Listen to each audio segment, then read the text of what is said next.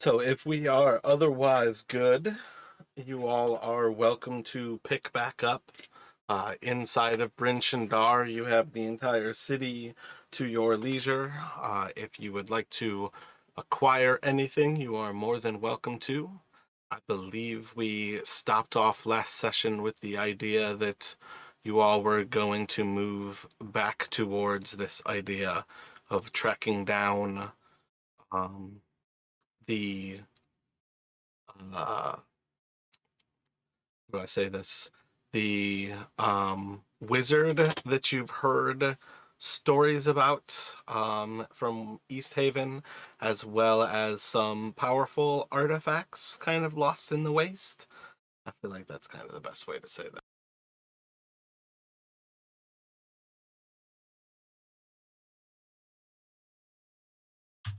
I think also while we're in town, Brannick would maybe want to check in with the dwarves at the Black Iron Blades that we had helped out earlier and see if um, they know anything about this Chardolin material. So you're welcome to go back to Black Iron Blades. When you arrive there, though, you are going to find that they don't actually have dwarves there. The brother and sister who run that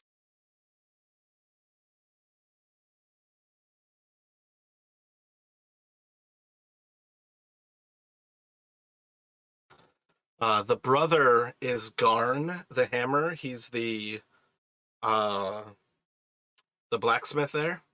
And then Elza is his sister who sells like the adventuring gear. So that's like what their business is like she sells adventuring gear and he sells like weaponry. The two of them are humans who run that shop. But when you go in there to inquire of them, if you want to role play it, we are welcome to. But he'll basically share with you that at the time they were getting a delivery of iron from the Battlehammer dwarves. Those dwarves that you all met were the dwarves who basically failed to deliver the iron to him, and they requested your help to like not fail. That's part of why like the reward you guys got for that was worth far more than the actual iron, but the dwarves didn't want to go back home until they basically satisfied that order, and basically they gave up those gems to kind of correct their dishonor. And what's up, Larry? Welcome.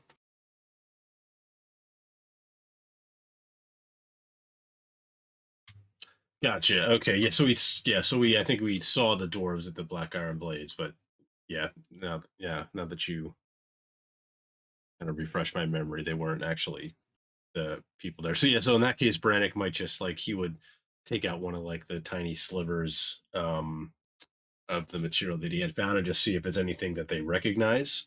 But otherwise, he thinks maybe at some point if they can, um, return maybe to the or try and find some of the Battlehammer clan, maybe in the Dwarven Valley, they might be the most likely to know something about this kind of strange mineral. But So when you bring, let me see how to do this actually first. Larry, welcome. Can you speak right now?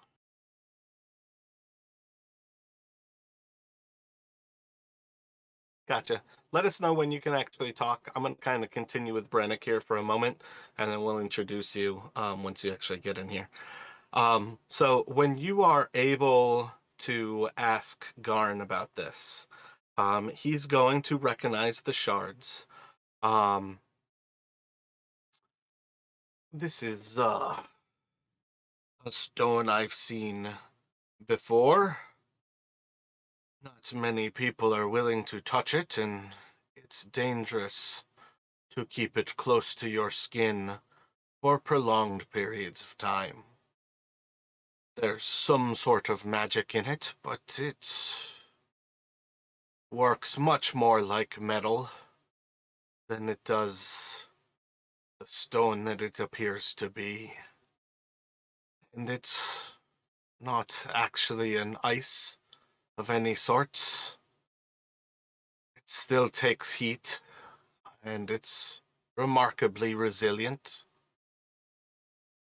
So that's just kind of like a quick little bit from what you'll get from Garn. We can kind of jump back to that, but with Larry kind of being set, I wanted to introduce Larry. We have Don, who's a little bit above you in chat. Jinbao is his character, played by Don, just above Justin there. And then we have Drew, who is playing Trey, who's just below me, Seeks in chat. They have joined us last week. So welcome to you back to the group, and then obviously you can say hello to them. Yeah, aloha, folks. Yo, Larry. Great to meet you. Welcome back, Larry. So we'll do like a little bit of an introduction to kind of get your character, like meeting them. But technically speaking, I think I like still had you running around with the group last week at different times. So I've somewhat described Johan to them already. But we'll kind of like pick back up with that shortly here. We're still vaguely waiting on Rashad. I feel like he's just late at work. But right now we are kind of inside of Bryn Shindar. Last session, the group basically came back and spoke with Devessa Shane, who is the town speaker of Bryn Shindar. She is a tiny little girl. She is not an adult. Basically very young teenage years, if she's a teenager at all. Part of what I liked about describing her most is that she's sitting on this big, like, princely, regal chair, and her knees aren't even bent because her legs are so small, her feet are just sticking, like, straight out. She is an extremely young child who is ruling the biggest of the 10 towns, and all of the other leaders of the 10 towns, on some level, answer to her. So that's like one thing that they kind of picked up, but they spoke with her. She sent the group out to Revel's End, which is actually what is kind of marked up near the Sea of Moving Ice. And it is a Lord's Alliance prison that is here in the tundra. And it's kind of built out of a large, massive, like monolithic stone mountain that kind of juts out of the actual glacier up there. And inside of Revel's End, they were to interrogate prisoner 237, who is Valish Gant. He is a ex-member or a member of the Arcane Brotherhood who tried to overthrow Devessa Shane about 3 years ago. So that's another little point that not only is Devessa Shane quite young, but she was in power much younger as well. He's a spellcaster. He kind of failed at what he was doing. He seemed to kind of share with them that he was trying to kind of organize just like almost like pushing her out of government with like extra trade and kind of taking over other like legitimate trade organizations, but that he was trying to kind of like wedge his way in and eventually get her out of power. The Lord's Alliance would not kill him because they were afraid of kind of sparking a war with the Arcane Brotherhood. And on some level, he kind of like looked to Brennick thinking, you know, maybe finally they've come here to bust me out. And he did in fact ask them, you know, if you get me out of here, I'll give you more information. But he did share at least some information that they were able to kind of pull away, that perhaps the reason the Arcane Brotherhood is here at all now is because of a ancient city of the Netheril. I don't think he actually shared that, but Brennick was able to connect those dots. But part of why he came here was to impress them upon hearing that they had an interest up here in Icewind Dale. That his plan was to take over Icewind Dale and turn it into an Arcane Brotherhood settlement. And I think with them coming back, that kind of gets you, you know, at least like the Vegas levels caught up. So with that, we'll kind of jump back into right now. Brennick wanted to stop off at the Black Iron Blades and speak with Garn about the actual Chardalyn. Actually, may have skipped over the fact that when you spoke with Akalos the Wizard, Akalos confirmed that the magic inside of the Summer Star was all used up, and that was a gigantic rock of Chardalyn that was inside of it that was powering the Summer Star. So I think those are some of the details that are kind of key to keep in mind there. Great.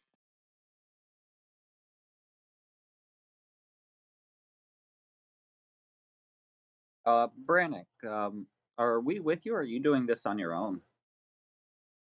Yeah, I mean, yeah, you could. Brennick would have like let you know where he was going. He wanted to find out more, so he would be, yeah, if you wanted to come along and learn this. Otherwise, if not, Brannick would share it when he got back. Yeah, no, I would go with you. Like I would wanna I would be of interest as a smith.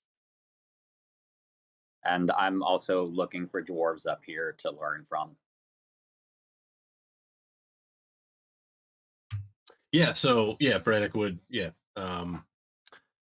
they'd be, happy to have you along, and then, they would also, soon Brannick and Johan could also tell him, once Trey expressed an interest in dwarves, they would tell them about kind of the dwarves they had met and helping them with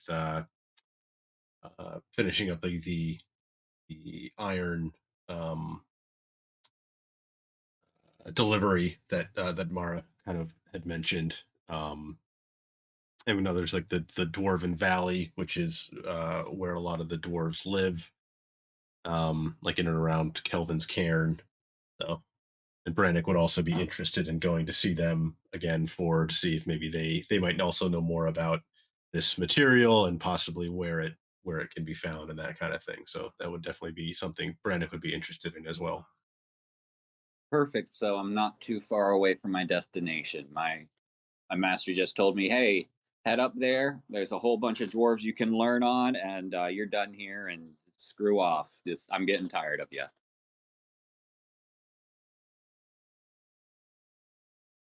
And so here I am now. So I'm glad to be a part.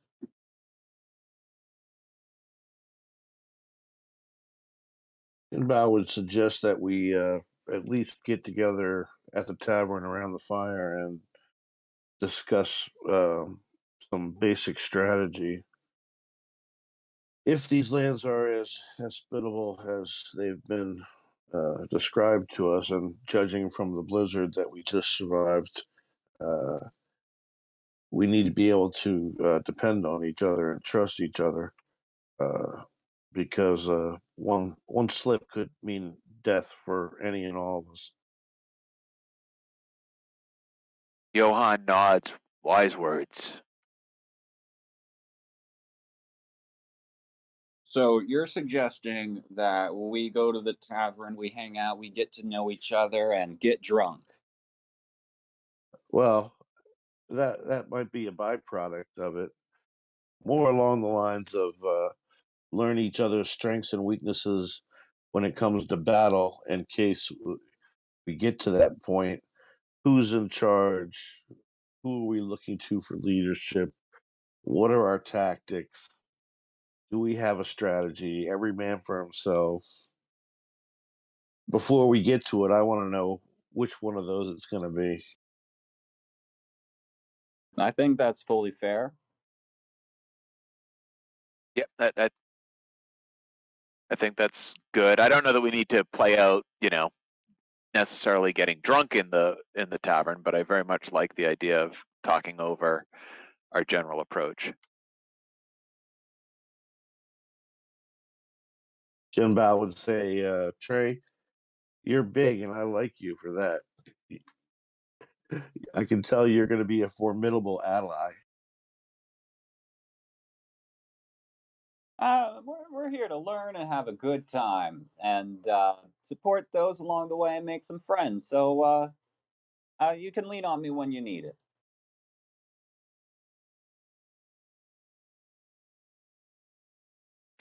Mates together then. So Johan is, you know, nods along with all of this.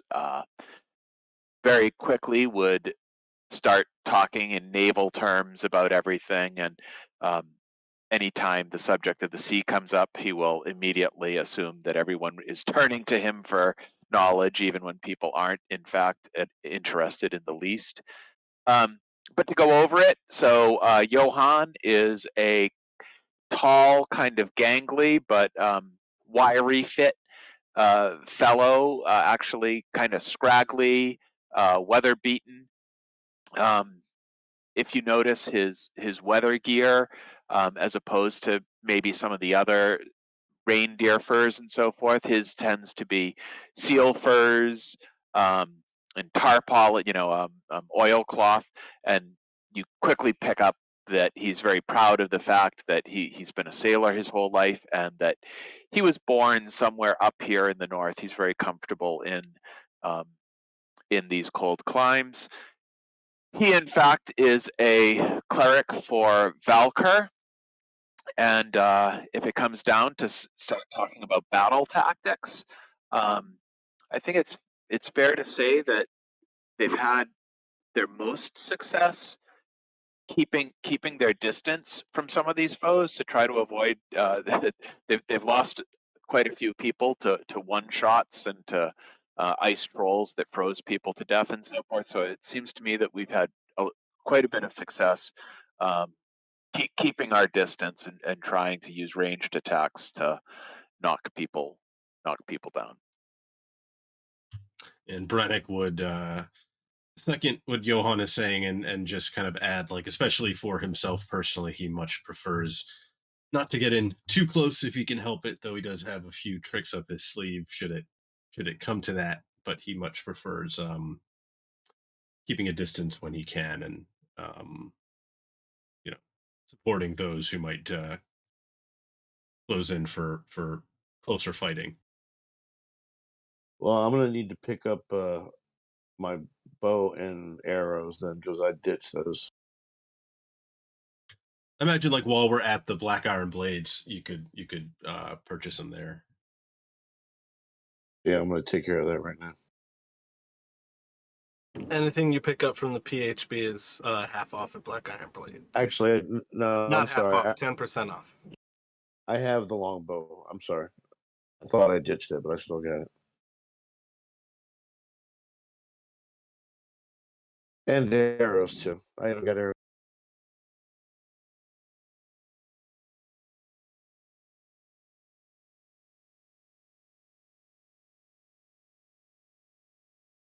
Well, obviously, I mean, I'm a big old boy. I got 300 pounds of meat on me. Um, I like to be up close. I like to be personal. I can do some pretty cool stuff with some runes. So I'm pretty proud of what I've learned over the years. Um, I can get bigger than I already am, or I can get a little smaller at times if I choose to. And I, I worship with I worship Morden, and I'm a paladin of him.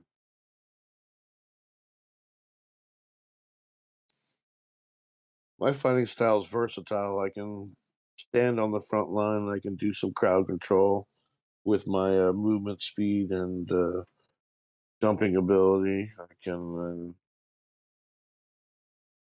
be where needed.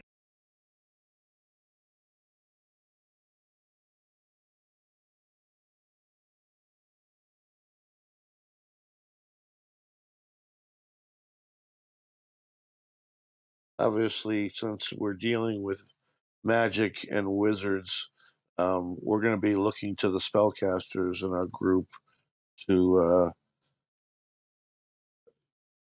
lead the way as far as making sure that the rest of us are informed if something's happening that we need to know.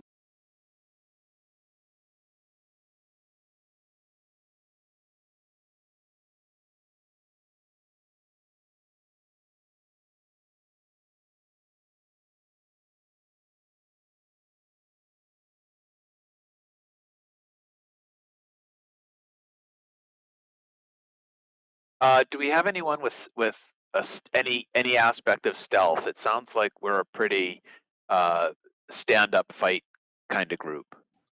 No, I'm a monk, so I have decent stealth.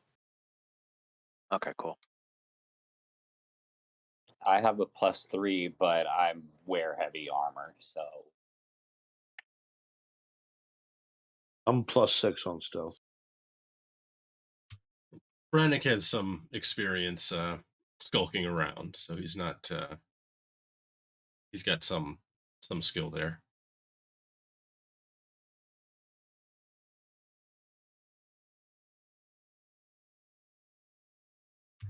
I suppose our next order of business would be to decide where to head next. Should we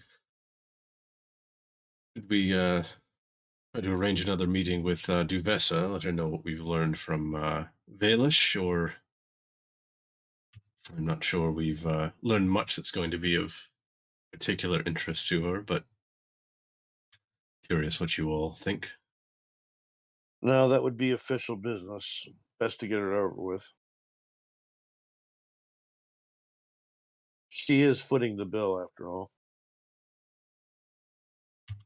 Good point. You did pay us. I suppose we should hold up our end. Away we go.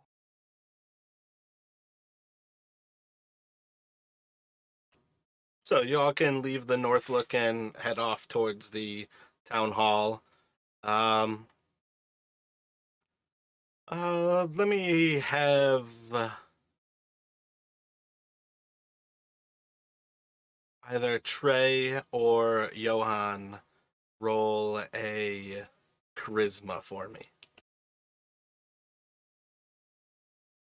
just a straight charisma check. Just a straight charisma.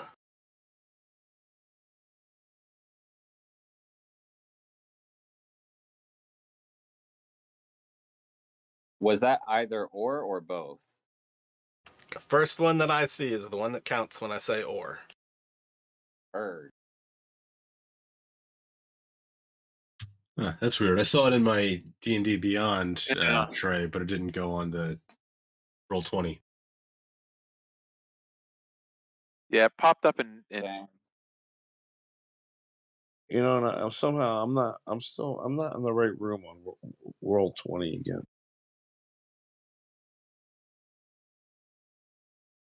I see you in roll 20. Yeah, I'm there, but I'm not seeing the map of the thing that you're putting up. Nope, I don't have a map up for you all right now. You're on the welcome screen. Oh, okay. Never mind then. I'm just in the wrong browser.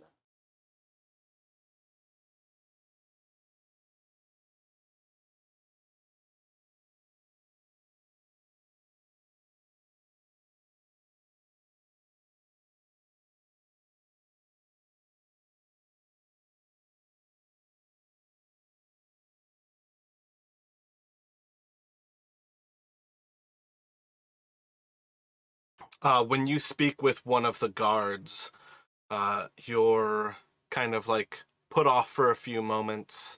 They eventually come back to you and they're going to instruct you that you can wait here for the speaker. She's going to be just a few minutes.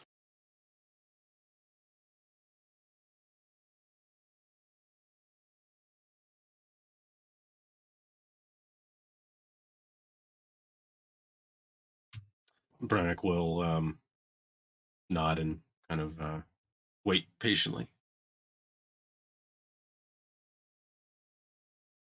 5 minutes is going to go by.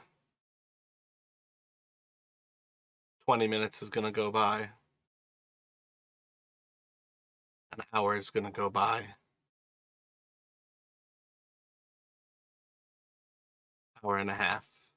We're just waiting outside in outside or in like another room. You guys are basically in like just a main hall inside of the town hall. Any major domo or any valet running around? There are plenty of people running around. What are you looking for? Someone to find out why we're waiting so long. because you are looking for the town speaker. The same guard that you instructed that you were here to speak with her. You can talk to them if you'd like to ask them a question.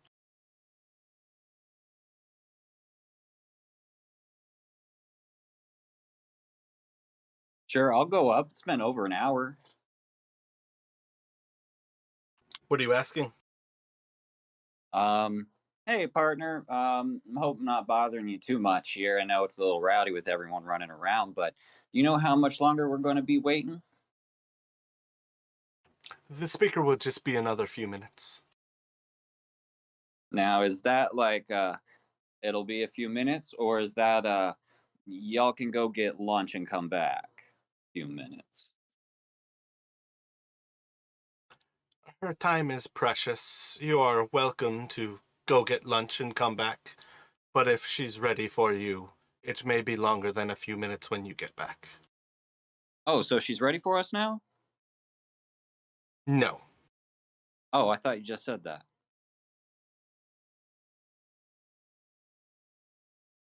Please sit down and wait. It'll be just a few more minutes. Okay. 2 hours of waiting. It's Oh, gonna I'll become just keep 3 going hours of back. waiting. I'll just keep going back up every 5 minutes. Gonna be another few minutes. 4 hours of waiting. Lovers. Y'all just sitting there waiting? I think I've fallen asleep like 2 hours ago. Yeah, Brannick is getting waiting noticeably less patiently as the time drags on.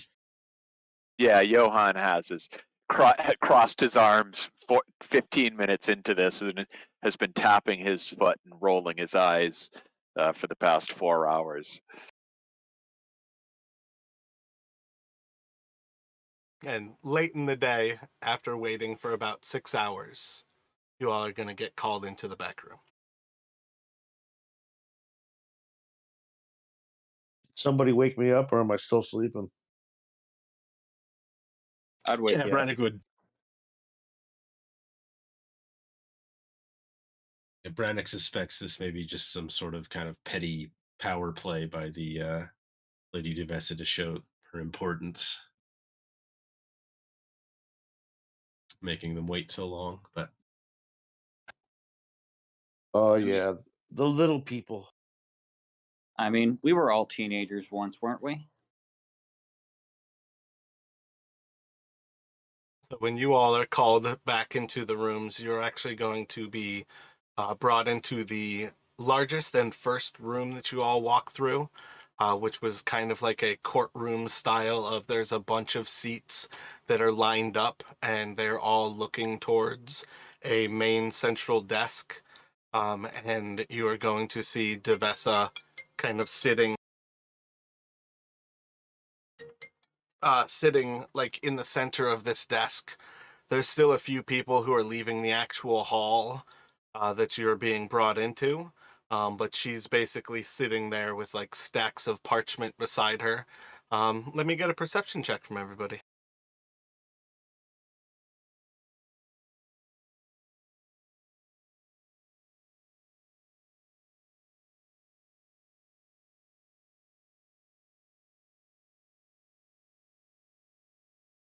Between Johan and Jinbao, it's pretty clear that at this point, she is like run ragged. This girl is like breaking down, tired, kind of thing. But as you all kind of come in and everybody leaves the hall, she's gonna wave off the guards who shut the hall, and it's basically the six of you inside of this room. And she'll have like a little bit of a smile that she kind of forces across her face. Oh, it's good to see that you've returned. What news were you able to bring from 237?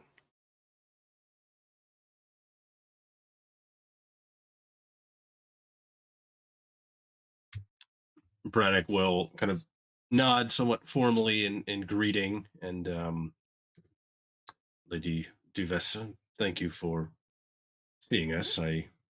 And he's going to kind of gesturing towards the stack of papers. I can see you're quite busy, but we've done as you asked. Spoken with prisoner 237. From what we can tell, it doesn't appear that he was sent here at the behest of anyone in particular.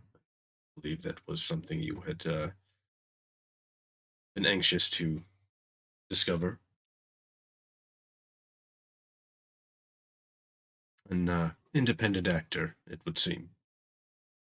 And did it seem believable that he did not come here under the orders of the Arcane Brotherhood?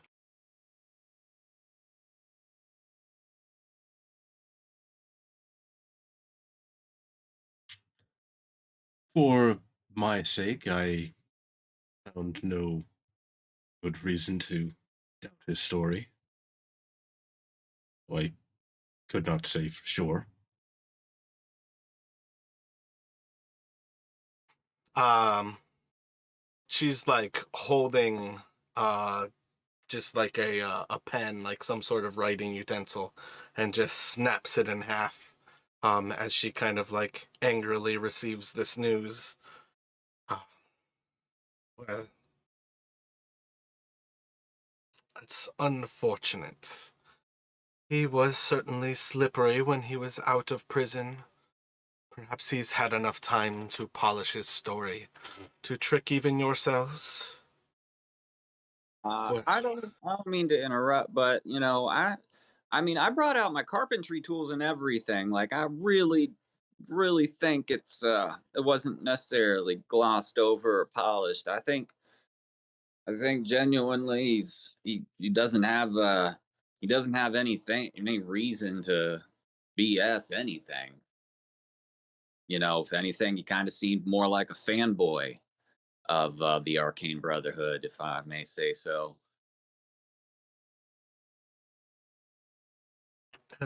Did you build him a chair? Or what was the point of your tools? Torture and interrogation. He has nothing to lose by being tortured.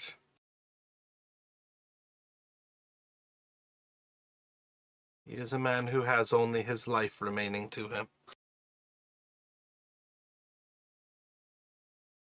Well, then that means his cooperation only comes with his release from that prison.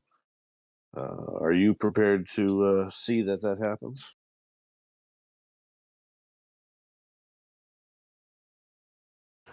It is out of my hands at this point. As far as anything goes, he is in a Lord's Alliance prison, and the Lord's Alliance alone can free him. If he comes to parole and they are in a tie, my position as Speaker puts me in the position to break said tie.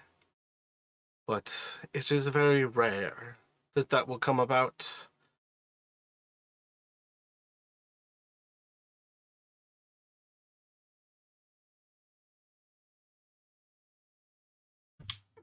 May I ask, were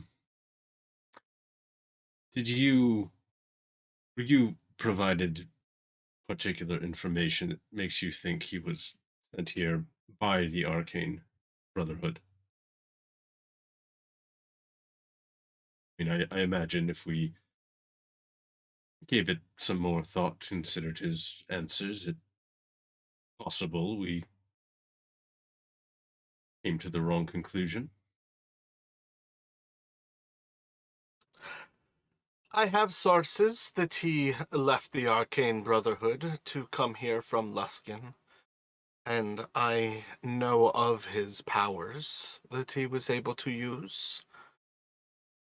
I assume that their activity and this mage who was recently killed in East Haven were further signs that they're reactivating a mission that they previously had.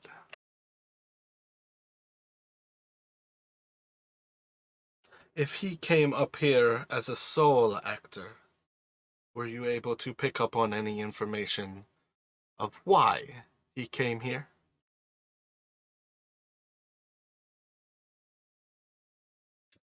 It seems he sought to impress the Arcane Brotherhood. Um, from what little I know of the organization, I have heard it is difficult to ascend their ranks. Perhaps he sought to bolster his reputation, his standing with the organization. That was his story, at any rate. And do you know why he would find Bryn Chandar and the Ten Towns as a useful place for the Brotherhood to be?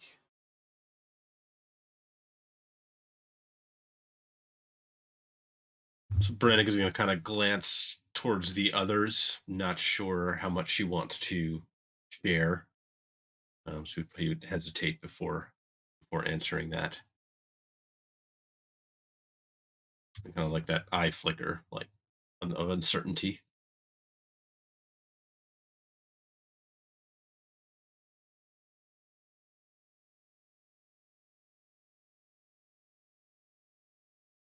Break the silence. Trey will just let out a small fart. Jinbao will say, "Excuse my friend. It seems we have done as you asked. If there is nothing further, it appears you are quite busy, and we will take our leave."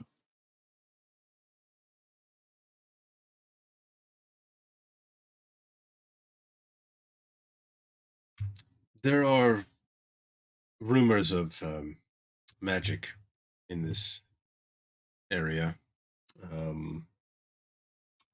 He believed if he could find them, it would improve his standing and improve his chances of finding it. He seems he sought to establish a stronger base of operations in the area.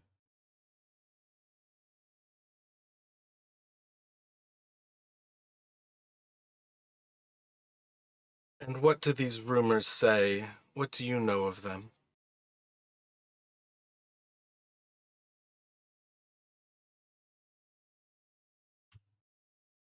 Little in the way of specifics beyond, as I said, powerful magics. Brannick is definitely trying to hold back um, mention of the Netherrealm. So let me know if you want a deception check here.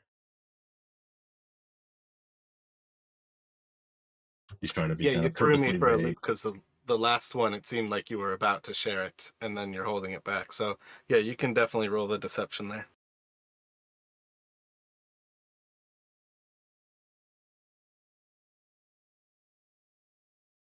Would Jin Bao or my own action be able to give him advantage? No, you guys can't help him be deceptive.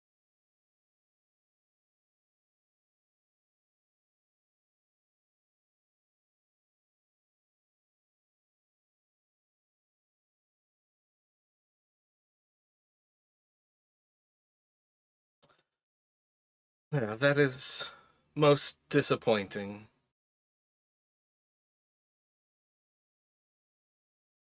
If you learn more, please return to me.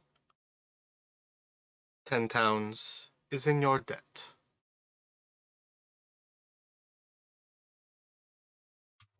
Brannick will kind of nod. Of course, Lady Duvessa.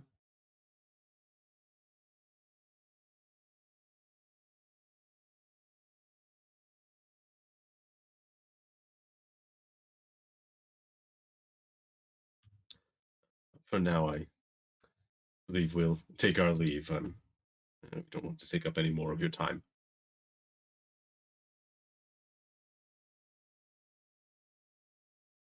Yeah, so go ahead. Oh no, just Johann stands up and gives her a kind of curt nod and turns towards the door. Yeah, she's just going to pick up her stack of papers that are effectively as tall as she is. When she hops out of her chair, you can see like the top half of her head over the actual desk that she's behind. And she's going to walk back through the doors that you all went through last time to her actual kind of like lounge behind this hall. And she's basically going to leave at that point. So you all are back on your own. About 5 minute meeting, 6 hours of waiting. Worked out perfectly fine.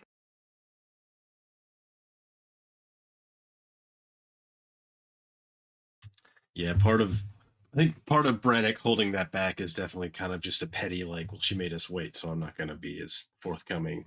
But also just that he is naturally likes to keep certain things close to his vest, close to the vest.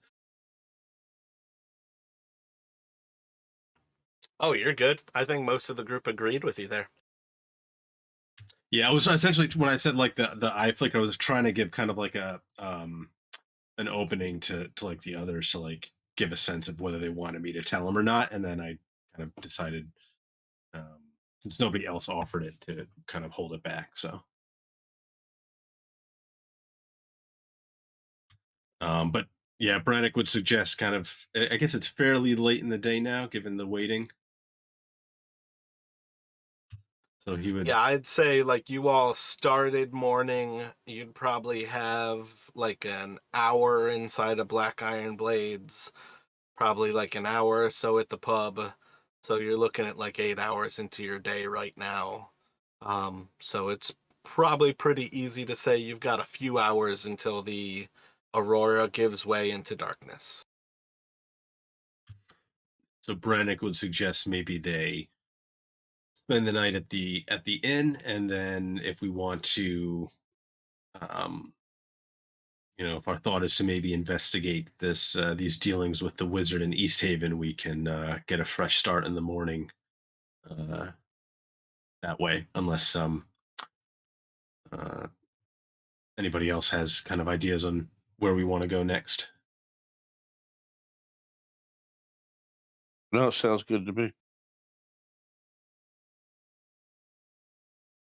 Are there any kind of pack animals?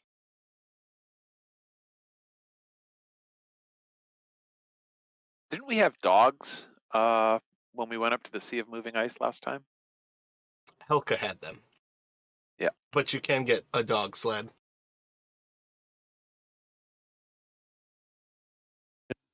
That probably would have helped for the journey last week.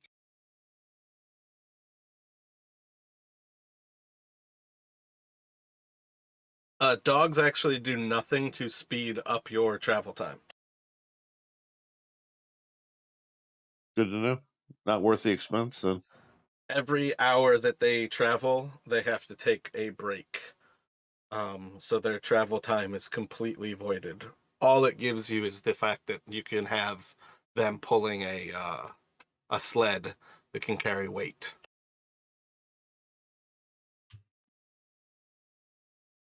So they could be useful as pack animals, but not so much in terms of like travel time.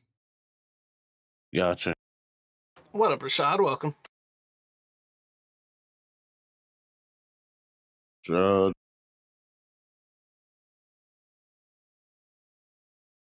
Hey, Rashad, glad you could make it.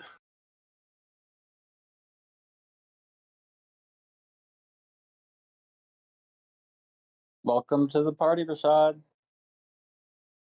Happy New Year, Rashad.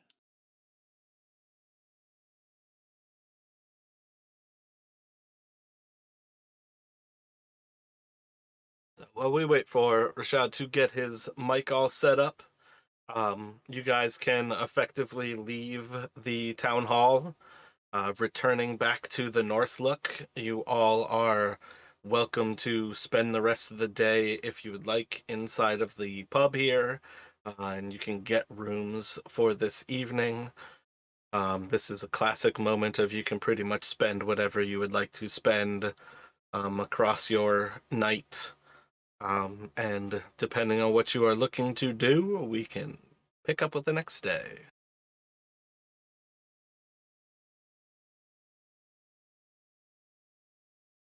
just room and food for me.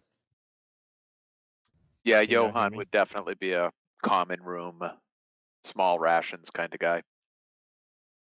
Say some prayers, do some push-ups, stretch my back, go to bed.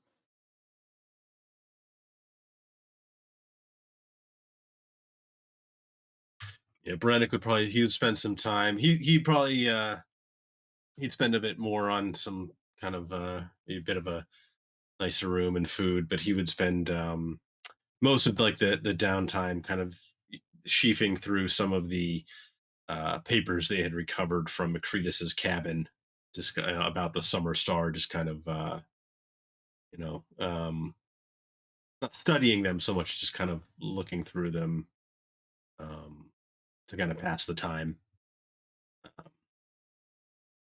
before heading to bed. Jinbao would. Is there a temple in the city? What god are you looking for? Just a generic temple that could have a modest room.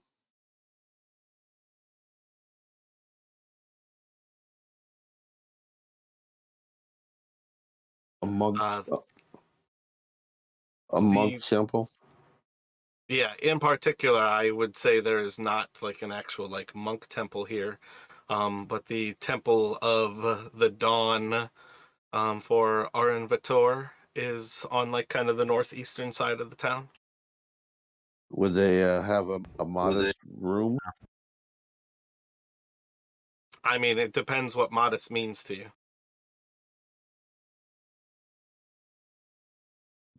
Bed, chair, table. Jinbao, if you're looking for something modest, you can always crash with me. I got a floor and a pillow. I just wish to have a little isolation, and so I can meditate and practice my calligraphy. Oh yeah, I snore, so that probably wouldn't help.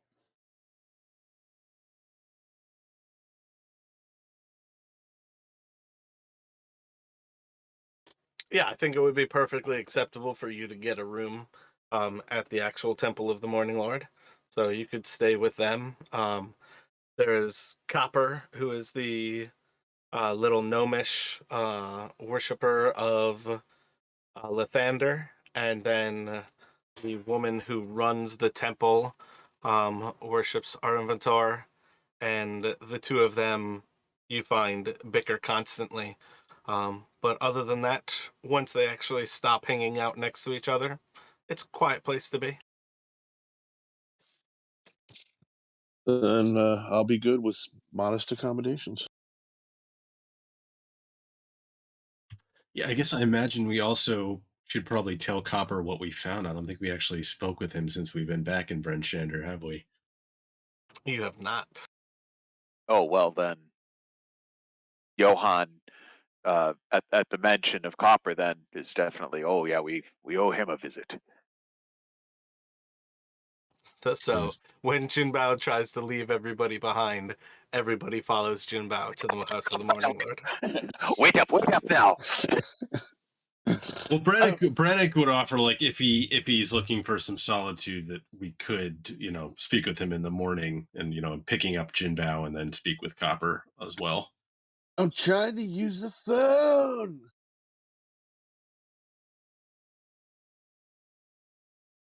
No, the more the merrier, of course, lads.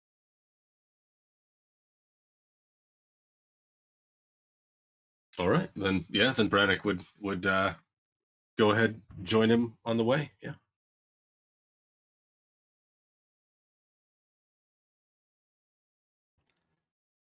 Hey, Rashad, can you try again to say anything to us? What about now? Yeah, there we go. Okay. And then, like, Trey and Jinbao just kind of, I don't know if we went over this in the recap last time, but Copper was the one who actually had asked us to go up and try to find Macretus in the Black Cabin to bring him some supplies, because they know each other and they've done research together. So that's how we kind of know of him, and that's why we wanted to go to speak with him. I couldn't remember if we actually kind Is of this the recap that. person with like the cursed forge or something along those lines? So yeah, so Macretus, he was working on the Summer Star, the thing we found, but Okay, the, yes. Then yeah, you yeah. did. Okay, good. I couldn't remember if how much I actually shared about that, so I just want to make sure you guys are caught up. Now, Enough for me to kind of remember. before we go into this temple, Brannick, do you think that you should hold back any information from him, or he seems a straight shooter to me? I've no reason to distrust Copper's intentions. I don't see a need to hold anything in particular back. He's aware, obviously, of the object, having worked on it himself. And where is the object now? Do we still have it in our possession? Yes. So it like the after that one time we used it at the cabin, the black stone burned up. Like essentially, it was consumed in its use, and that's kind of what we've learned powers it, which is that Chardolin. So we have it, but we can't really use it again until we find some more or find some other way to activate it, I guess. But do you think that if we do find more of this Chardolin, you'd be able to reactivate it? I believe so. It likely take a fair amount of it. I don't believe it's a common material, but if we were able to find enough of it, then I imagine I should be able to get it to work again. Can I take a look at it? Brannick will um, nod and he'll hand over the device for Trey to inspect. Um, with like, doing smithing and kind of now going out on my own in this journeyman sense. Have I heard like my master or anything about this kind of material and how to work it? Nope.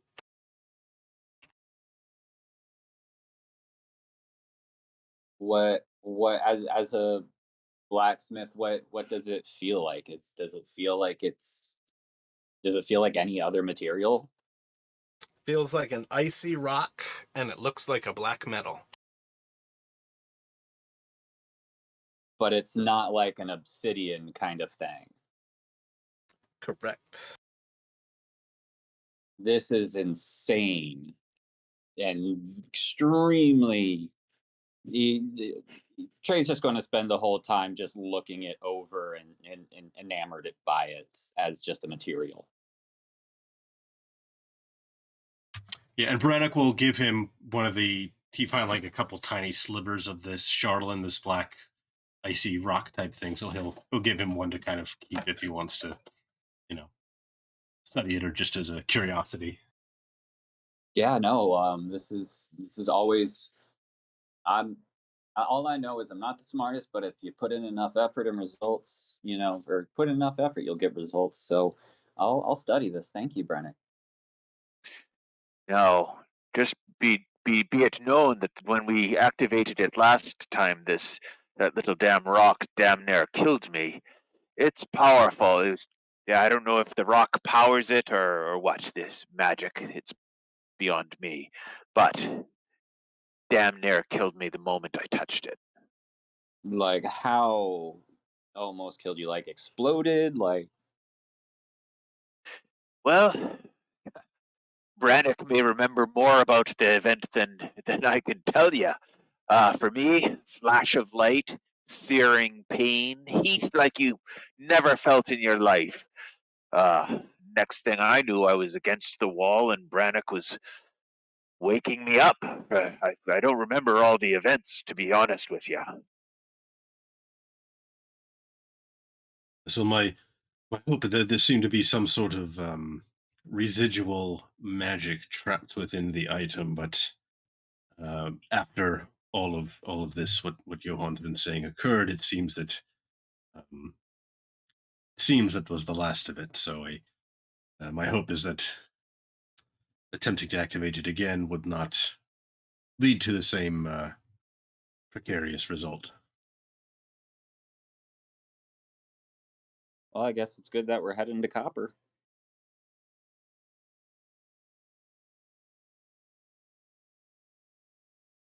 Oh, and Brannick would also share with Johan, because I think we had learned essentially that when we did activate it, it seemed to be limited to a fairly smallish area, like the effect of the warming and the clearing of the weather, because I don't think as we passed back through Lonelywood on our way back down to Bryn Shander, we didn't hear anyone kind of like talking about it. So seems like perhaps it was a very localized effect.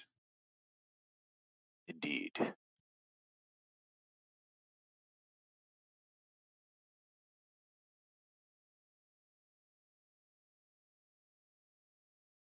Well, copper was instrumental in the creation of the instrument, so I feel he can be trusted. I feel that if he asks for details or even for custody, we should think to hand it over to him.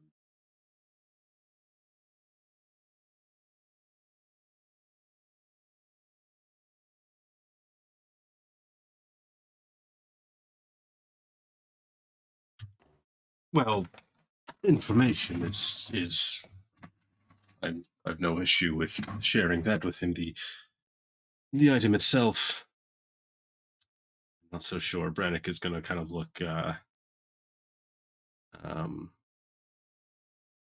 That suggestion is definitely going to strike Brannick the wrong way about giving up the item. But whether that's just because he selfishly wants it, or doesn't seem like it's because he doesn't trust Copper. It's more that he wants to hold on to it or have them hold on to it. Okay, Johan chuckles and winks his eye, slaps him on the shoulder, and says, "Ha, yeah, I understand." I would think it best to destroy it, but I'm new to the group and it's not my call.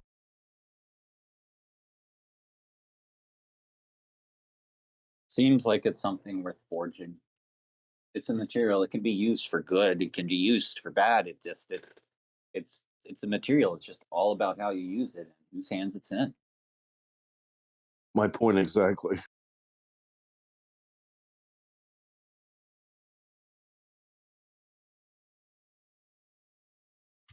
Well, let's see what Copper has to say about all this.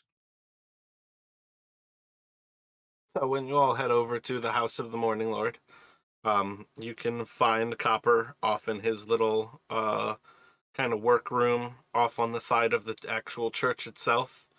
But what have you in mind to say to Copper?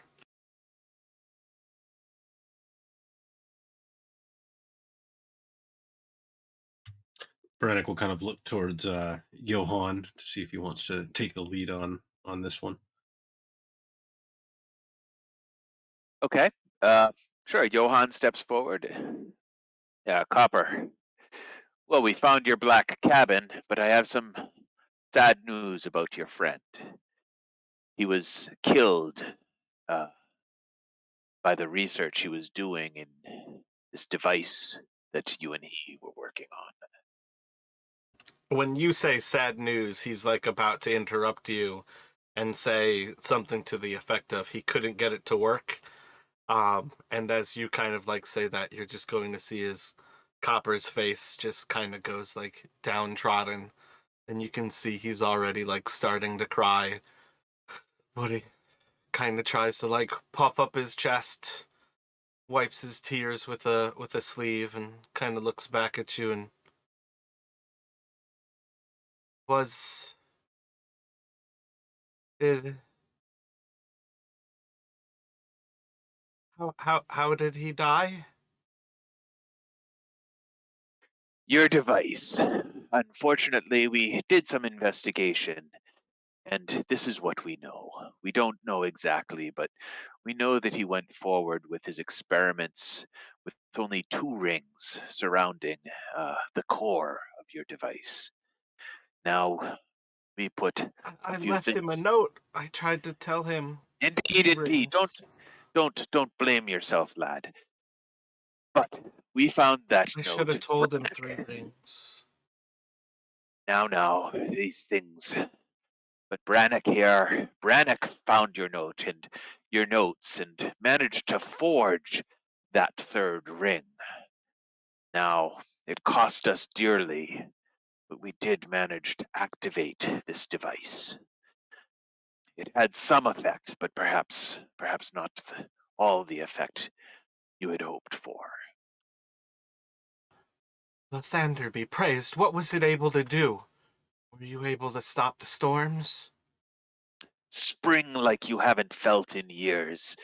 It was glorious, but short-lived and, well, spring apparently didn't reach here.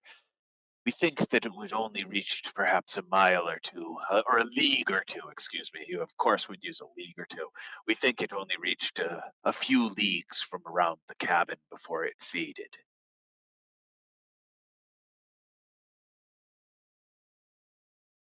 I made it bigger.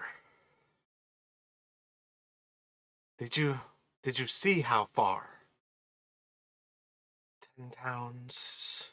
And he's just gonna start doing some calculations where you hear like a few words in his head where he's kind of like saying like Caer Konig is 8 miles away, Lonely Wood is just inside of 9, East Haven 7, and you can tell he's trying to figure out like what size of an object he would have to create from the House of the Morning Lord to be able to cover all of 10 towns. Copper, before you get too far into those calculations, uh, even if you were able to make such a larger version of the device, how would it be powered? The When we activated it, the Chardolin was consumed in the activation, and as Johan said, it was fairly short lived and in a fairly limited area. In order to power a device that size, I imagine the amount of material, power source would need to be immense.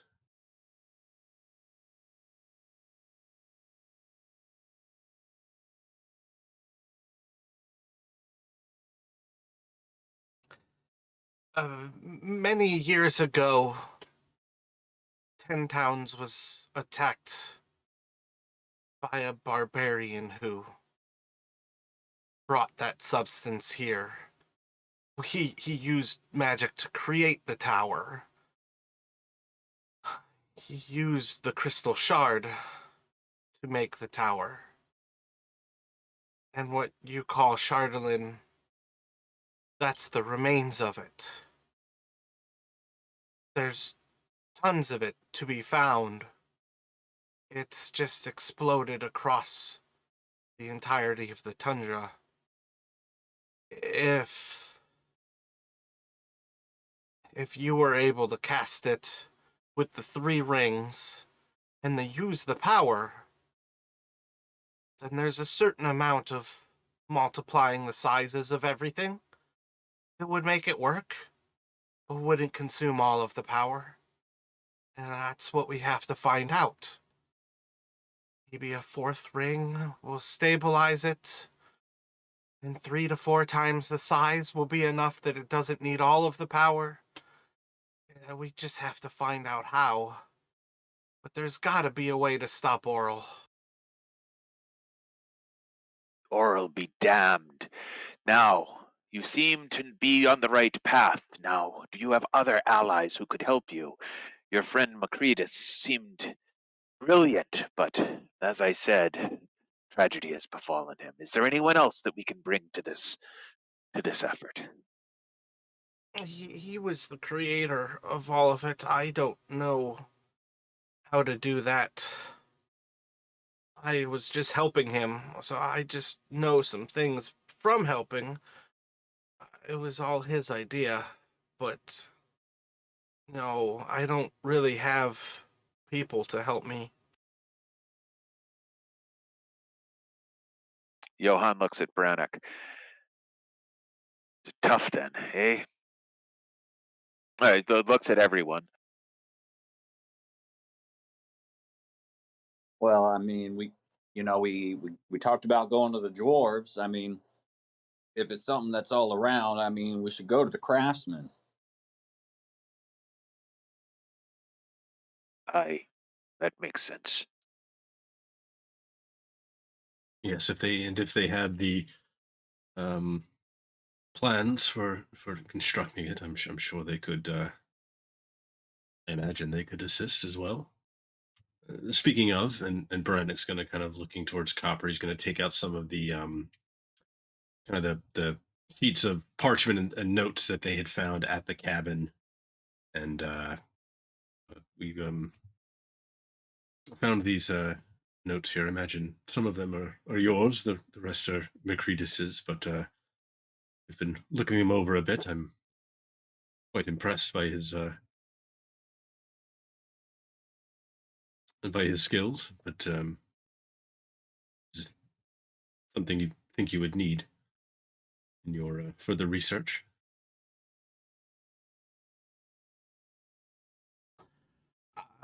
That's definitely that's most of it. I think it looks like that's it. Um,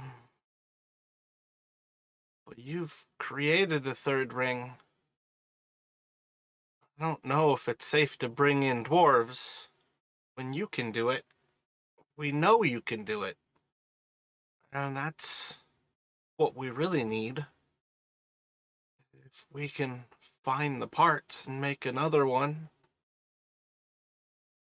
that's what we need. I mean, if it's about, you know, I mean, if this is able to be produce spring at such a small size in a located area, isn't it something that you would want to mass produce?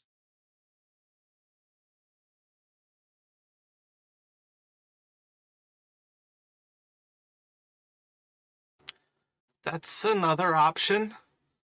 But these are just a prototype. This was only good for one use.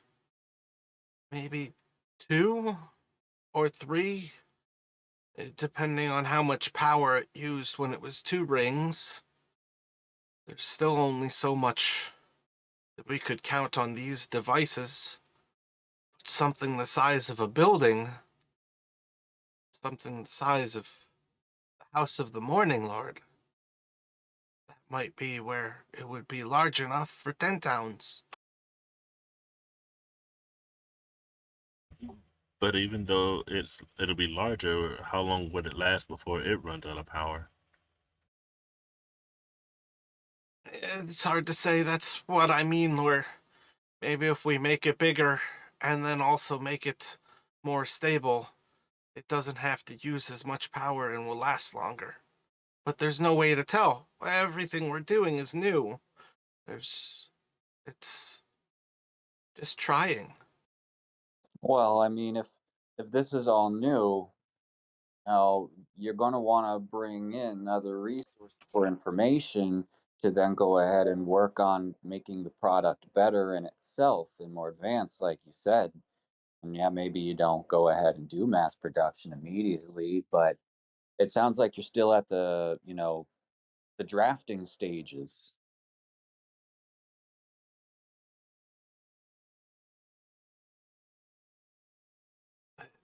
You said it worked, though.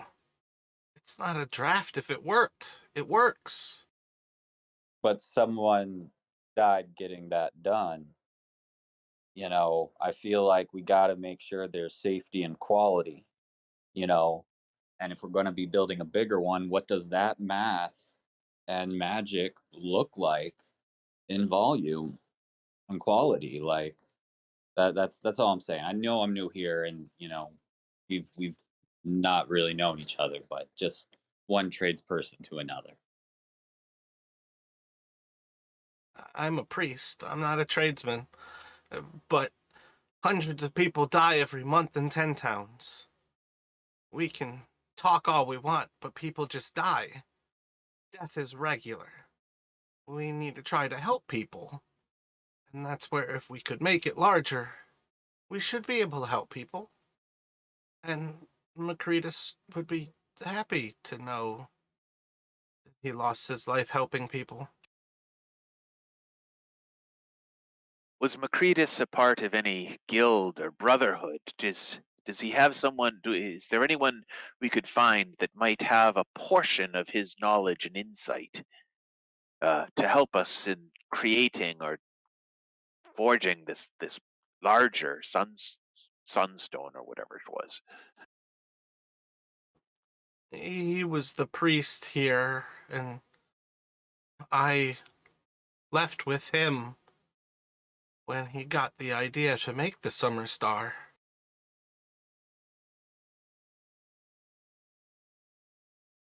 Priest of Luthander, was he?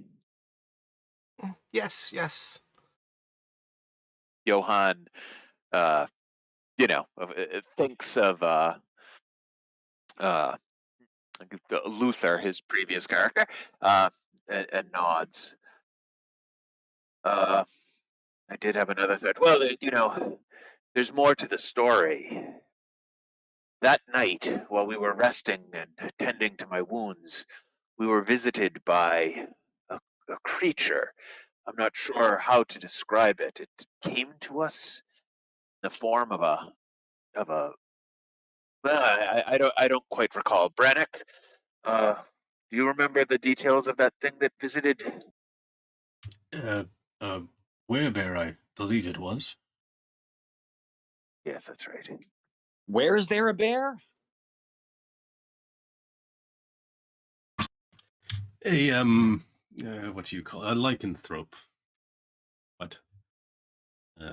What's in your throat? In bear form.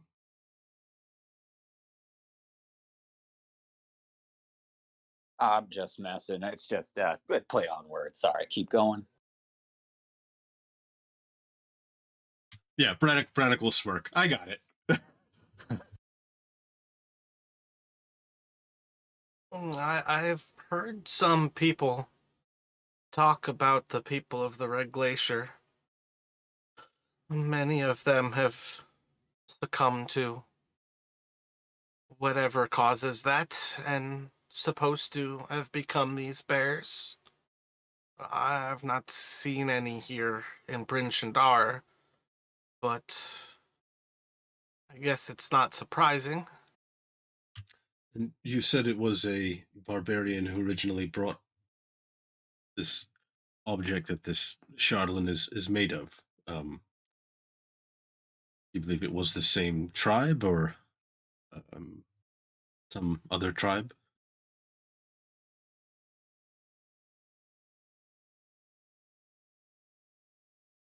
It's hard to tell which tribe they might be from. There's many of their tribes out in the spine of the world. They're not really unified, but that was part of what made Kesselharp so. Oh, wait, I might have added that last name. Kessel is his last name. That might have been what made Kessel so dangerous, is he was one of the few people to ever unite the barbarian tribes. So, if I may just point out, he brought all these people together. Did he have a unifying symbol of himself?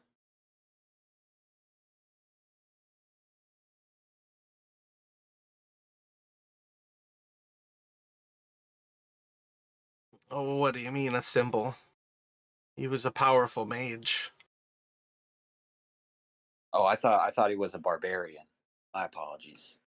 He was. And would there be a danger in gathering so much of this Chardalyn in one place? I've heard it may have some odd properties.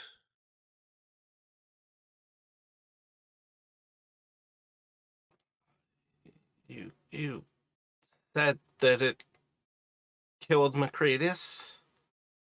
I feel, yes, there's a danger gathering it.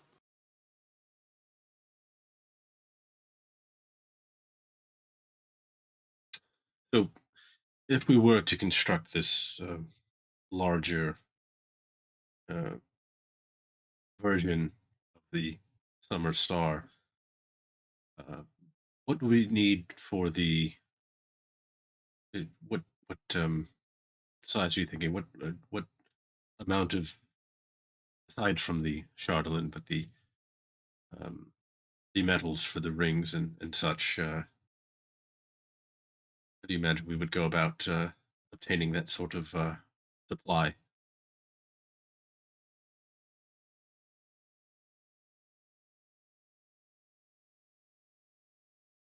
So he'll spend the next like 45 minutes or so doing calculations until he kind of comes back to reality a little bit and kind of looking over everything. He's come to the conclusion that it needs to be effectively like an actual building's worth.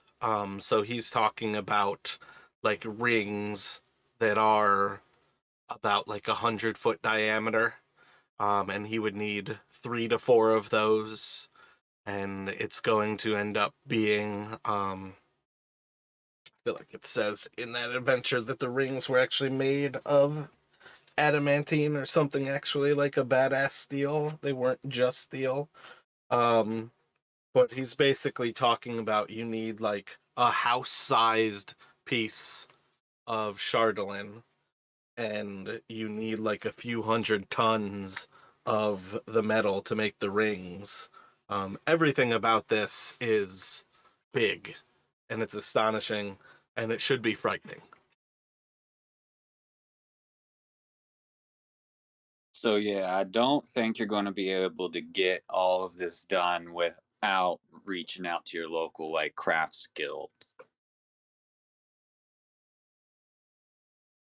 Yes, if it can be done at all.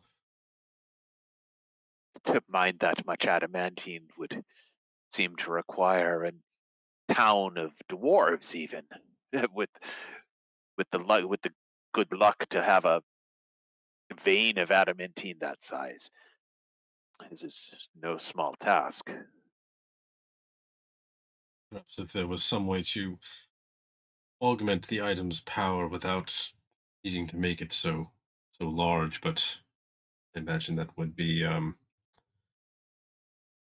require a great deal more research and likely some very dangerous trial and error. And most likely a lot of different resources. I think this is, I mean, adamantine is pure, so it's able to hold the structure of it all itself. With that amount of energy, I mean, if you used anything less, even if you blended it um, with other minerals and ores, it would not function as well.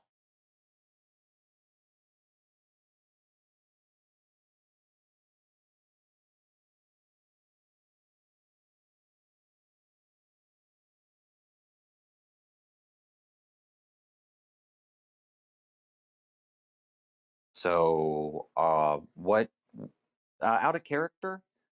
Are we trying to go to the Valley of the Dwarves next? Like, do we have like a quest list? So I think our next uh, place we were going to be heading to is East Haven, to the east of Bryn Shander, to investigate the. There was a wizard that was recently put to death there that I think Duvessa had said was believed to be part of the Arcane Brotherhood.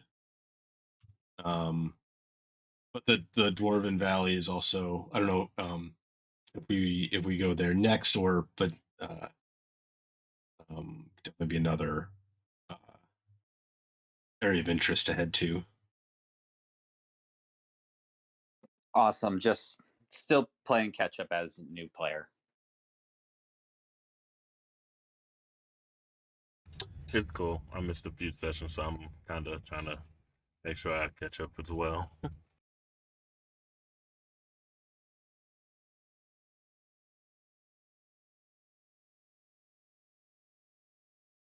Yeah, just as a role play thing. Anytime we're in town and some of this stuff is going on that doesn't concern my character, he would put on the blind beggar disguise and head out with his box of alms and his stick to guide him. Just keep his ears open in case he happened to overhear anything that sounded interesting.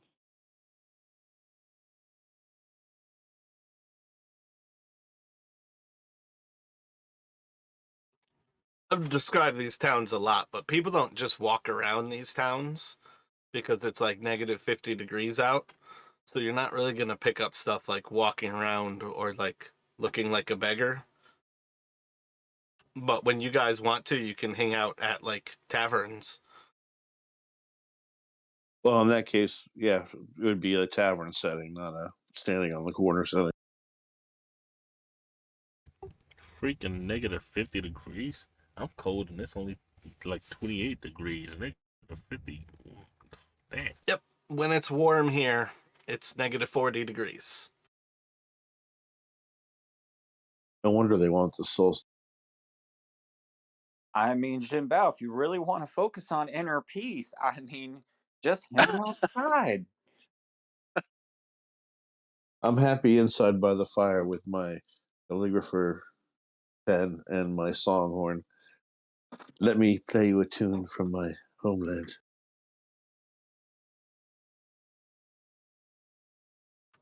So I think we're still back on that same idea kind of thing where you all are going to spend the nights um with Yeah, Jinbao. they leave me at the temple.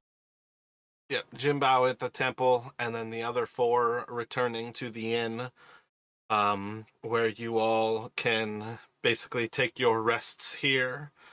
Um, Everybody can kind of go about their thing, but it sounds like everybody's kind of just like eating and going to bed, pretty much making it an early evening. Unless there's some other pressing business that we need to take care of, Brannick. Yeah. After we left Copper and left Jindao at the temple, Brannick would probably just, assuming that he took care of the box thing back when they were at the Black Iron Blades. Yeah, he would just go back to the tavern and get ready for resuming the journey the next day. But if anybody else has anything.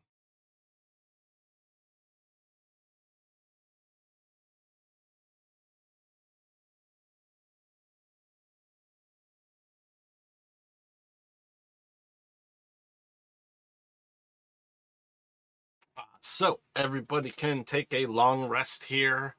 Depending on like your general kind of living expenses, I would just do whatever you would like to remove based on where you consider your character how they live, which ends up being kind of anywhere from like a couple of silver to a couple of gold.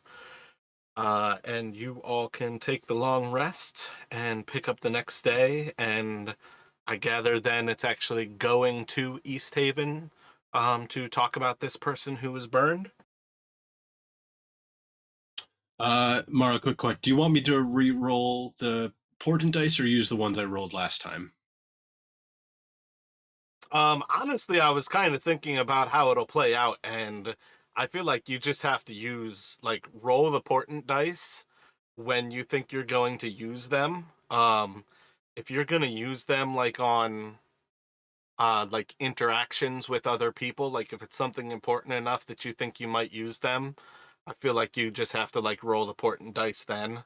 But it's kind of hard to say. I would say in general, like just roll them when you think you're going to use them. Otherwise, if you roll them every day, that's fine. But like, I have no way of keeping track of them when you're rolling them on days that I don't really know are happening. Like, I Okay, don't know where you rolled portent dice earlier. yeah, I think I rolled them before because I thought maybe I would use them at when we were going to Revel's End. So I think that's the last time I did it, but I haven't done it for since we've been back in Bryn Shander. But now I'm thinking now that we're heading back out, I might go ahead and roll them again. So just wanted to make sure that was okay. Yeah, I mean, what is it? It's like that 2 and a 12. Is that it? Way back there? Yeah, that's what I rolled, I think, before we went to Revel's End. So I'm fine with keeping Yeah. those if you prefer. I but- would say just roll another set. That's kind of what I mean. Like, if you want to roll them at the start of the day, we can go for that. But that's part of what I was getting at last time is like with how episodic a lot of this will be at this point. It's at level 5, you guys don't have the same threat on like a day to day to where things matter nearly as much as like now it's far more big things happening. Gotcha. Okay.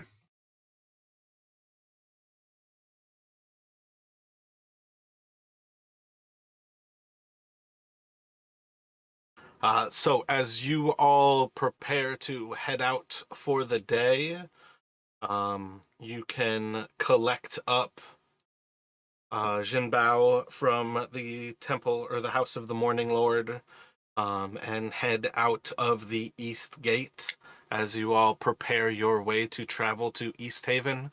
Let me have the group roll a d6, please.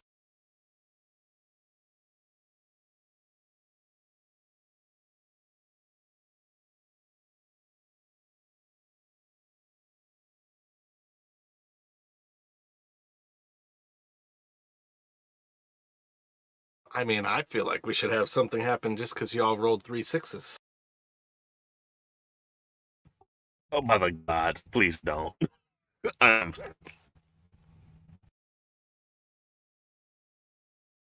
I didn't even realize that until you said it. I'm sure whatever it is, we could handle it. Famous last words.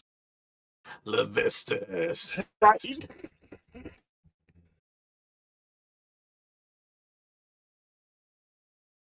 Nobody say anything else. Don't give the DM any ideas.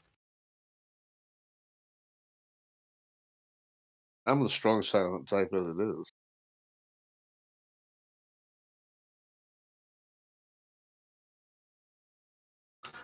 So you all have, I believe this is like a 6-hour walk off on your way to East Haven.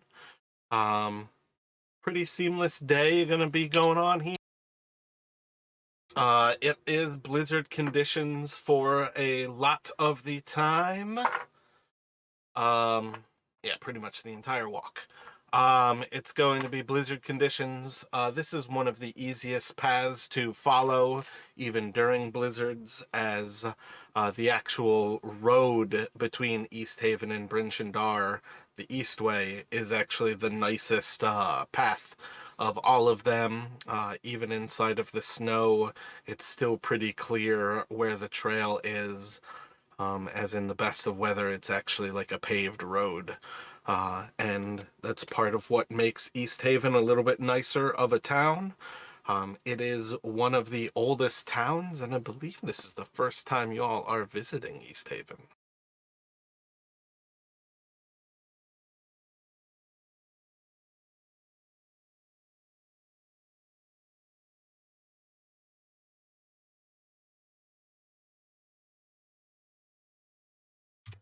I think so. We went to Caer Dineval and Caer Konig, but I don't think we ever made it all the way over to East Haven, unless I'm forgetting. Nope, pretty sure that's right.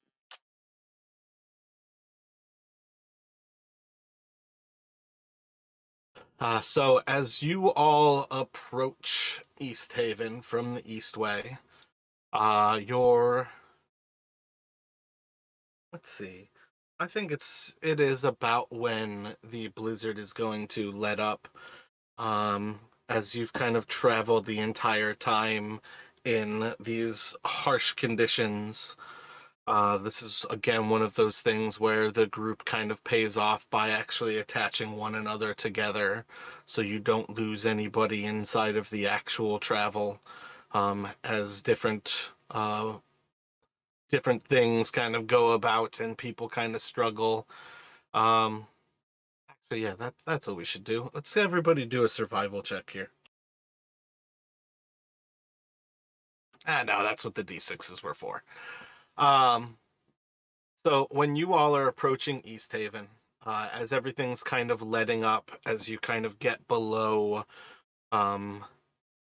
This is not Mare Dualden. I need the name of that lake. Lake Dinashare. You all are going to start to have the actual winds coming off the lake. At that point, kind of stopping a lot of the snow, and more or less starting to clear up as the winds start to die down, and get to a little bit more normal of a like 20-mile-an-hour winds. But as you approach East Haven, you are going to see what you already kind of know is the third largest of all the cities. It is the oldest of these cities in 10 towns, but its actual sprawl is kind of the newest. So it has a little bit more unique things about it. In general, you are going to very quickly notice the size of it is massive. None of the other 10 towns are nearly the same size as East Haven is. A lot of the actual roads are more purpose-built because it sprawled after it already existed, after the Eastway was built. But this was one of the first settlements inside of Icewind Dale. Coming into town, you'll cross a guardhouse. Let me get a stealth check from everybody here. Why are we trying to be stealthy?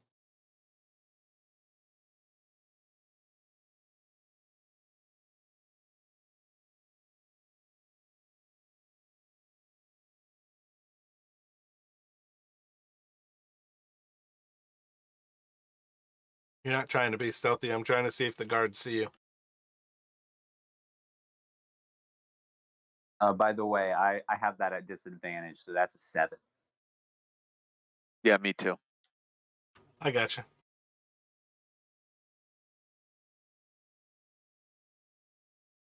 Jimbao, can you roll a stealth check for us?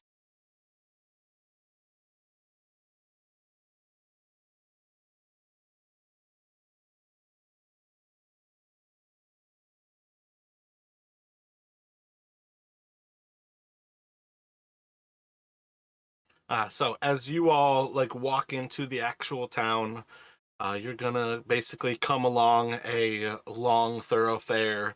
There's houses on either side of you.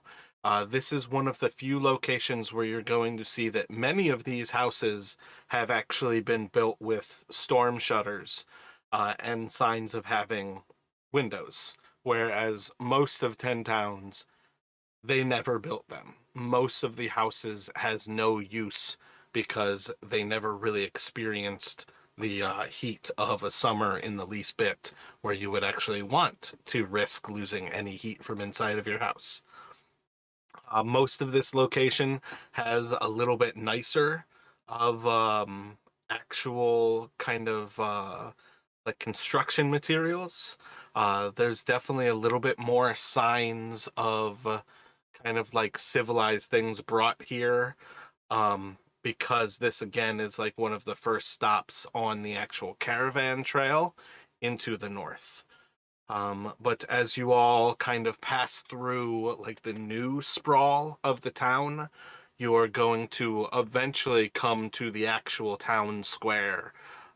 Along this east way, it will take you all the way into the town, where by the time you get to the place that is marked as Town Hall, you will see the actual, I feel like gallows is the wrong word when you actually burn people, but the actual location where they sacrifice people on the stake. And that is, on some level, enough information that you all would know by then that you got to the town hall. But effectively, at this point, you guys are inside of East Haven. You've walked down the main road that the Eastway turns into. All of it being effectively much nicer than any other trails this whole way here. And you are at the town hall. I think you got the information from Devessa that they burned a mage here alive. So for what it's worth, I think like that's where you guys would know kind of like how to get to the town hall. That it's basically just follow the trail all the way till you see the stake kind of thing. And I think it's perfectly functional for Devessa to tell you that you're looking for Daneth Whalen is the speaker of East Haven.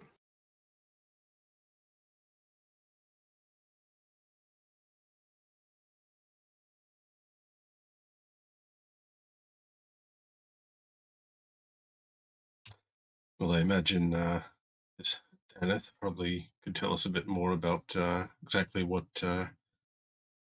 happened with this wizard. So, no one has any better ideas. Perhaps we should see if we can get a meeting with him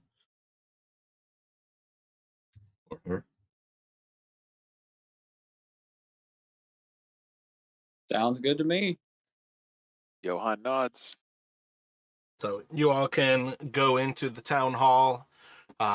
This one is a long open hall. Very much just oh wait, no, a second. 1 second. This one is a wide open hall when you enter. It's far more like elongated north to south. The actual entrance area has kind of a raised platform along the eastern side of this room. And on that platform, there's an actual like seat. There's nobody currently sat at this like singular seat that's on the raised platform. And I believe there is a desk on the southern end where you see a guard of East Haven sat to the side, kind of filling out paperwork at this little desk. But they will greet you all and welcome to the speakers. What can I help you with?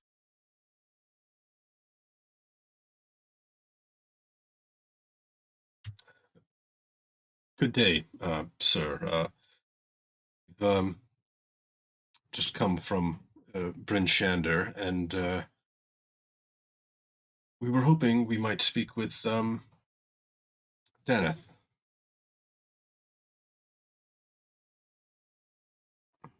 So let me have Brennick and either Johan or Trey roll a charisma check. I rolled the last one, or I think I did. All right, I'll take it.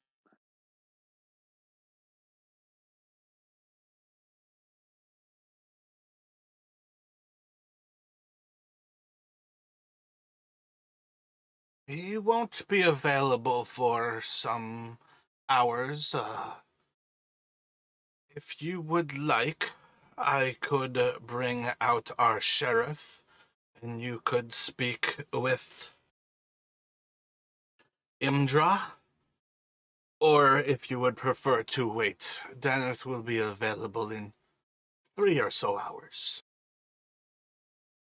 Guys, last time we waited 6 hours and I held it in as long as possible. Might want to just go with the sheriff.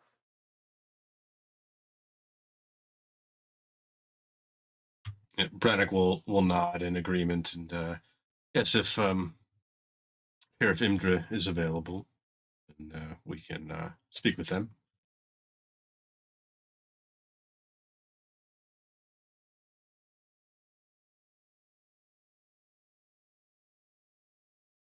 Roll a percentage die for me, Brennick.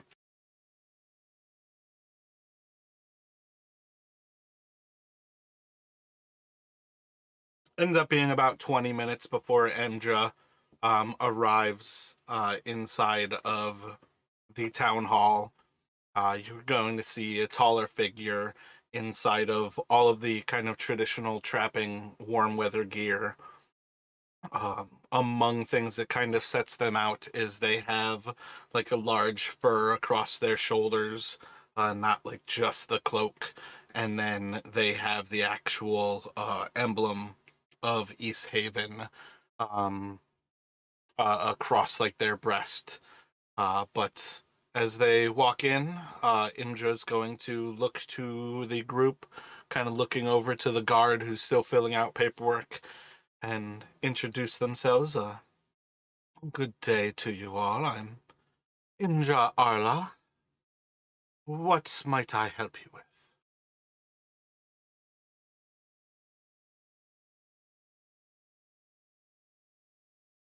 Well, it's a pleasure to meet you, ma'am. I'm Trey Ironspark McGee. This is Ian Bao. This is Johan. This is Brannick. This is Valixis. Did I miss anyone? Aye, that's the crew. Yep, that I did my part.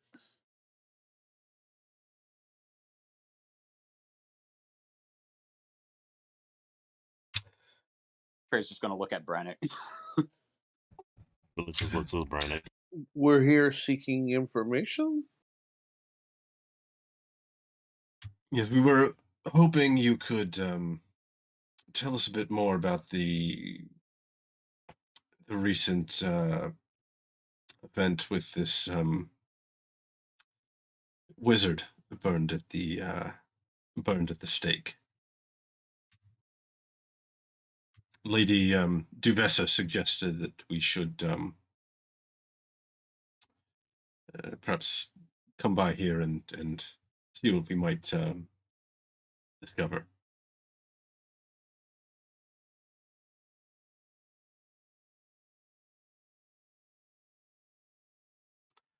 Are you Devessa's lackeys? It's intriguing to meet you all. You'll forgive me for getting all of your names. What business is the wizard of yours? We've dealt with that problem. So you see, like, kind of like a small twitch at the corner of Brennick's mouth at the word lackey, but he'll kind of bite his tongue. Um,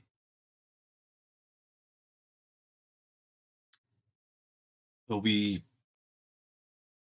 want to know why he was put to death, how he was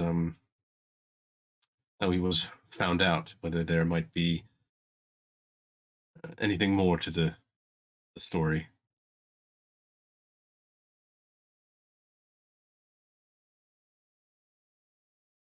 Can't just be setting people on fire. Ain't neighborly. Looking over to Yeah. Johan. Go ahead. What's Felixis thinking?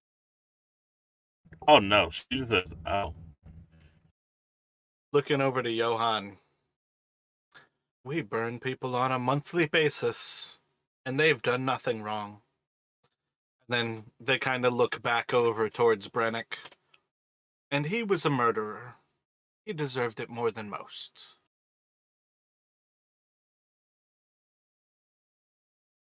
And who did he kill? We had heard some people he'd actually hired for a job. Apparently, that is correct. He killed a few different fishing folk, as well as hunters. People who would leave the town seem to have started to go missing before we were able to track it back to Zahn.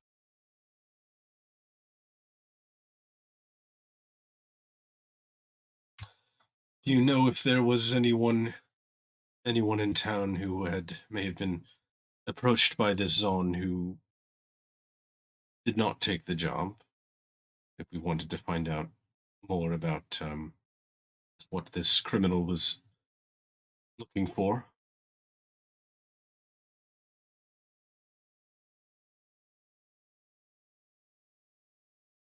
What interest is it of yours as to what they were doing?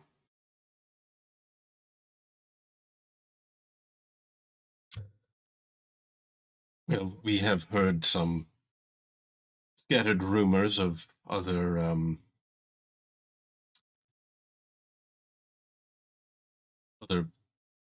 problems, and we're Let me hoping. stop you there.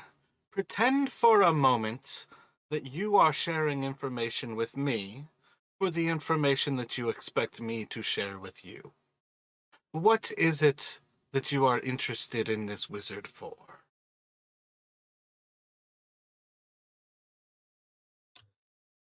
We have heard rumors that Arcane Brotherhood may be active in the area and are hoping to discern whether this Zon is connected with them. Part of some, if his activities are part of some larger plan.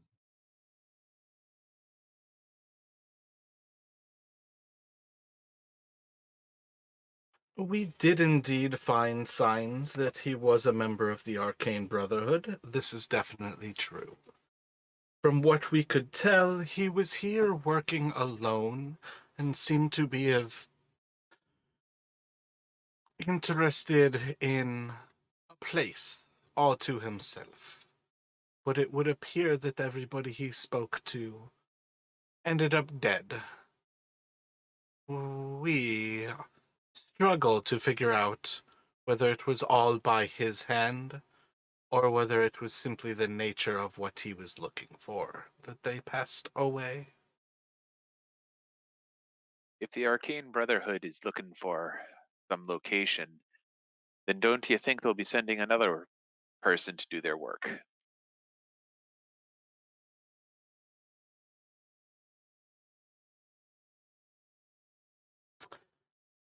Precisely why we burnt him in the center of town and made a show of it, to tell them how they would be greeted in East Haven. Well, now I don't take this the wrong way, but the last one they sent apparently killed a few of your citizens before you caught up with him. So perhaps it would be wise to be, what is that word? Proactive and find out what it is they're looking for. Stop them, cut it off at the root.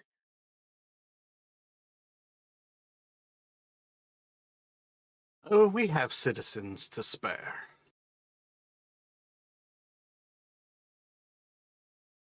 Johann just raises his eyebrows at that. And where did this Zon find these hirelings? If you know. Perhaps we could perhaps there might be one or two we could speak with who might know something a bit more a few more details about just what he was looking for.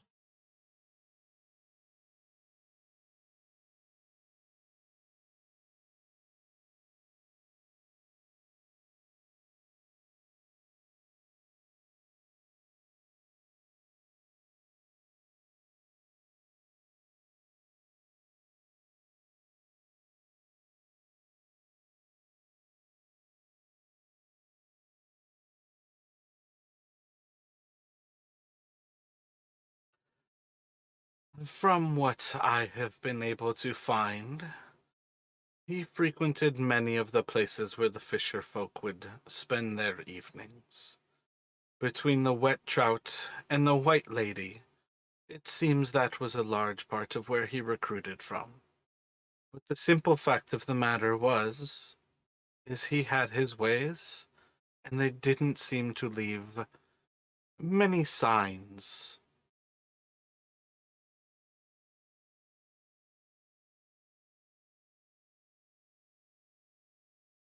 Can I insight check that?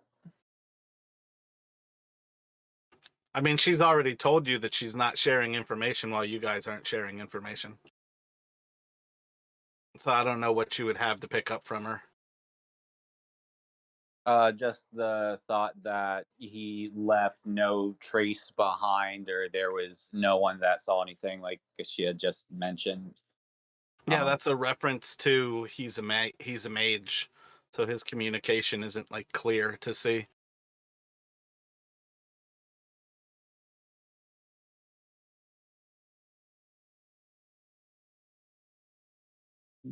Well, it seems like we're not making any progress.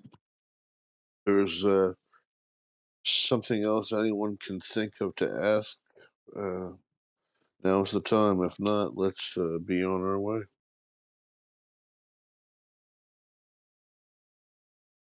Sure. If I must say, once again, not you, I know you said you probably forget, and it's Trey Iron Spark McGee. Um, we've come here, in blizzard past 6 hours, horrendous conditions. We have not put on our best show of hospitality, and I do apologize about that. Um, I think we're all on the same page here, and if I may say so, like good work, I would have done the same thing with that mage who's going to go ahead and kill my people. Um, is there anything that we could potentially do for y'all, or that y'all need help with? Because where we just came up from, Arcane Brotherhood's doing some meddling stuff all within the area, and we're not anyone's lackeys, but we are trying to do right in principle.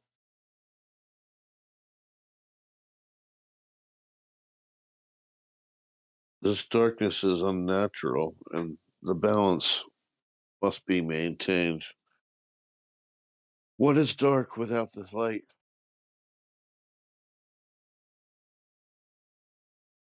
Darkness. And it continues on for years, lifetimes. But no, lackeys of Devessishane are not welcome within East Haven. While you might pretend that you've gone around 10 times helping others, those of us who have seen the repercussions of what you've done and what you haven't done recognize you for what you are. You are welcome to leave, but we have no work for you here. Johann bristles at the recognized for what you've done. And what is it that you see that we've done? We have word that your group killed and overthrew Goodmead, having taken over control there. We have word that you sacrificed many people within Dugan's Hole. We understand plenty of what you serve. Duvessa Shane's lackeys are not welcome here. You are welcome to leave, but we don't want you in East Haven. It seems someone's been dripping poison in your ear about us, but that's not for me to fix.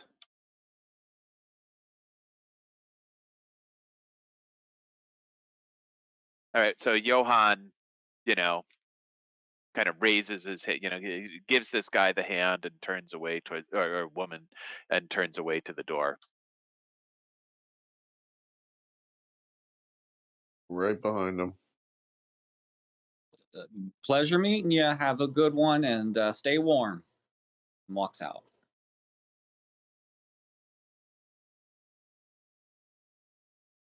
Just follows. Someone's been spreading lies about us, it sounds like. We've made some enemies. Yes, and perhaps I shouldn't have brought up Duvessa's name. It seems to rub Imdra the wrong way. I don't understand why, though. Isn't she pretty much the leader? I mean, I don't they all go to Bryn Shindar for the leaders conference or whatever the damn thing's called? I mean, why the open hostility? That could be our fault. We didn't really ask her much information in regards to her relationship to the town. Perhaps if we had, we would have been aware of what was going on when we got here, but can't fix that now. We need to figure this out. I imagine, given her youth, it's not surprising that there are some who bristle at her leadership, some who may are undeserving. Perhaps East Haven believes they would be better suited to leadership. It is an impressive town, I grant you that. Well, we should head down to the bars at the docks to see if we can find any more information.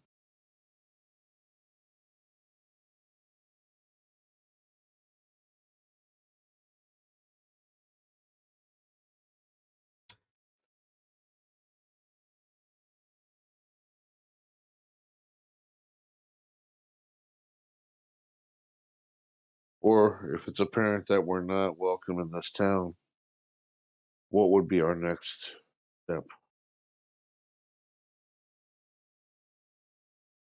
We could spend another 6 hours walking back. We could Ah, see what we might be able to learn from those at the White Lady, though. Imagine we'll want to watch our backs in case they decide to make our welcome even less welcoming.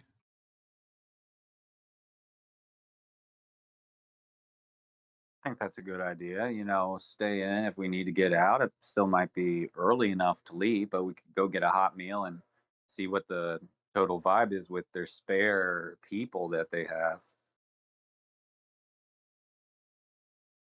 we've done nothing to earn this hostility from them. I say we go to the White Lady Inn or what have you and go about our business, and to hell with the sheriff. I did not care for that.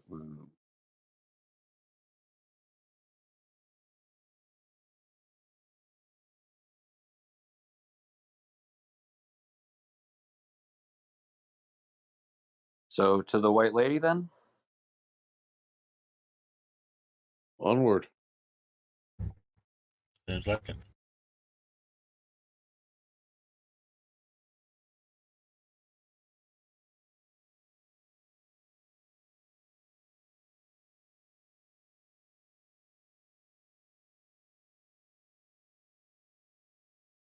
Um, as we're walking to the White Lady Inn, I know you said like some of these houses have windows on them. Do we see people looking at us? There's storm shutters, so there's no like actual visible like view into any of these places. But they effectively Gotcha. like that alone is something to notice. Was my point of bringing it up. Um, Yeah. Is there any presence of a constabulary? Obviously, the streets are empty because of the cold, but is there any kind of presence preventing us or look?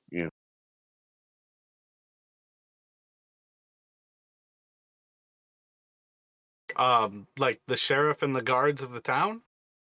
Yeah. If we're heading down to the White Lady, is there anybody out in the streets trying to stop us? No, like most places, there's nobody on the streets at any given time. It's very rare that anybody is outside. When they are either fishing on the ice or they are going someplace to, basically like going from home to fishing or going from fishing to a bar. But in general, no, there's not really just people like around, in any of these places. And we're all bundled up in our gear, so it's not like anybody can recognize us anyway. So let's go to the bar and see if we can find out anything. Yep, everybody looks exactly the same. All that's different when you're actually out in the cold is like your actual heights. Tell me if I'm sailing by the lee, fellows, but uh, we've came out. We said that we're looking for the Arcane Brotherhood. Didn't we put our cards on the table again? Why the hostility here? You'd think they'd want our help. Let me get a group insight check.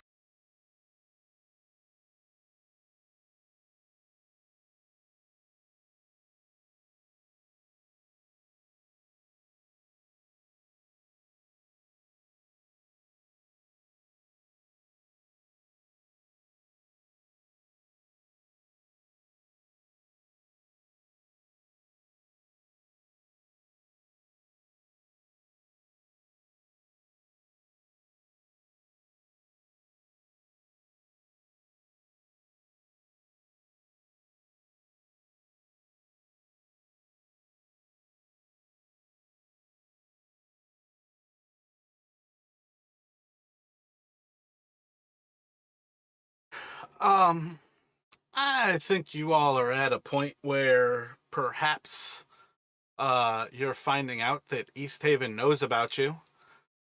They only in part know you as Devessa's lackeys, but they do recognize that you all helped a lot of 10 towns, but you never helped them.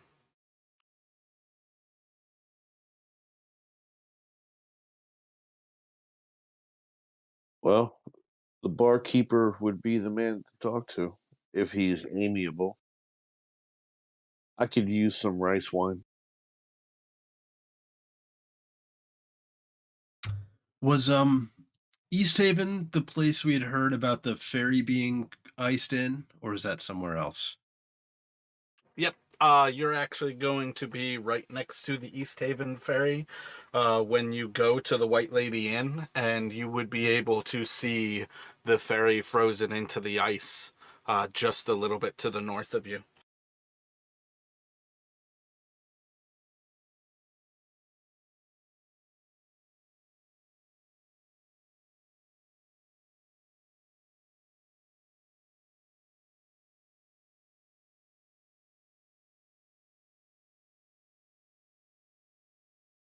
Huh.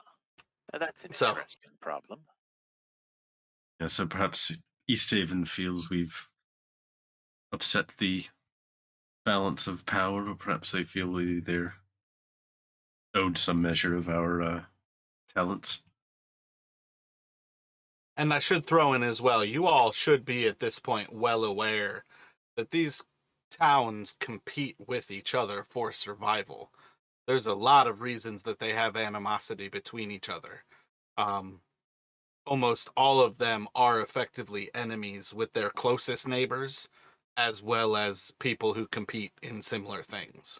So that's another thing that, like, to remind you, all of these places do indeed have their enemies.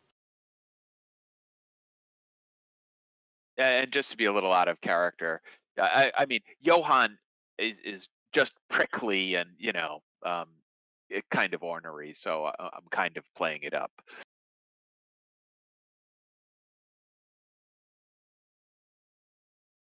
So when you all go into the White Lady, there's going to be quite a few people in this actual location. The barkeep himself is an older man, kind of white hair, behind the bar, just kind of like vaguely attentive. But when you all enter with a yell to close the door, kind of like looks down this little like entrance hall and kind of like tries to keep an eye out for you, looking to see who's actually coming in. You'll see that there's a group of people sitting at one of those entrance tables. There's a single small person who is sitting next to the actual, or on the couch next to the actual hearth on the southern side of this building. And then there is a low kind of din of speech from the back room where you all would be able to quickly figure out there's a whole other kind of like dining hall behind this actual location. But the actual tavern itself is rather lively.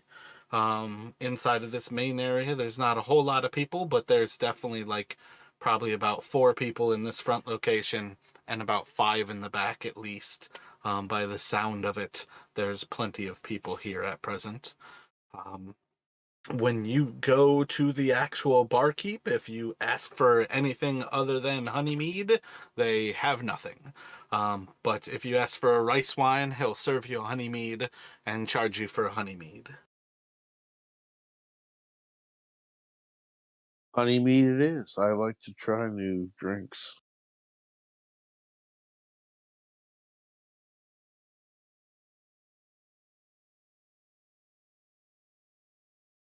I'll try anything just about once. Hey, barkeep. Thank you for allowing us in. How much for a pint?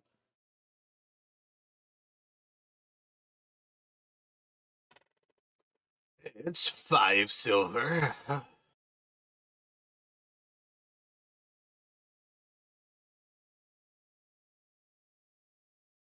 5 silver. Wow, that's pretty steep. Is that special pricing just for me? It's special pricing just for everybody who's under Arl's rhyme. I take it Goodmead hasn't yet restored uh, the flow of mead as much as you'd hoped. They say they're making more, but they're definitely not shipping it to us.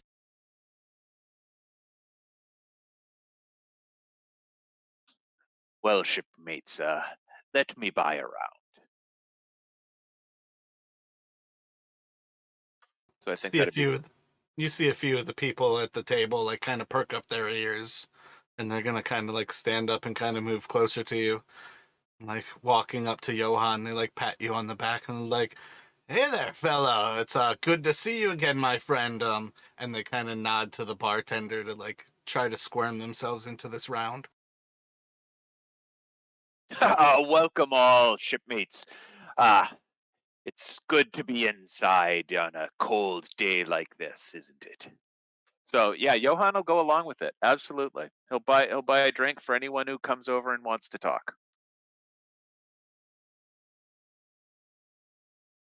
Well, I'll start talking, and I'll grab the next one.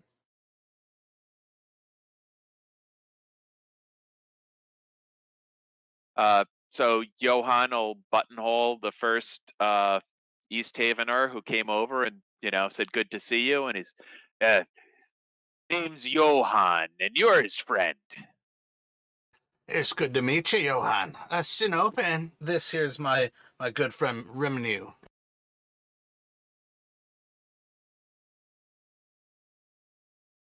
It open Remnu, is it? Yes. And what is it that you do in this town? Feels a lot like rotting away with the time. We fish, though. Sure enough, sure enough.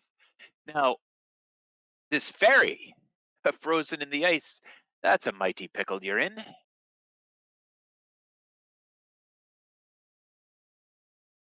Are there any, has there been any work to try to free it? It's been some time now that we've kind of given her up. If I recall,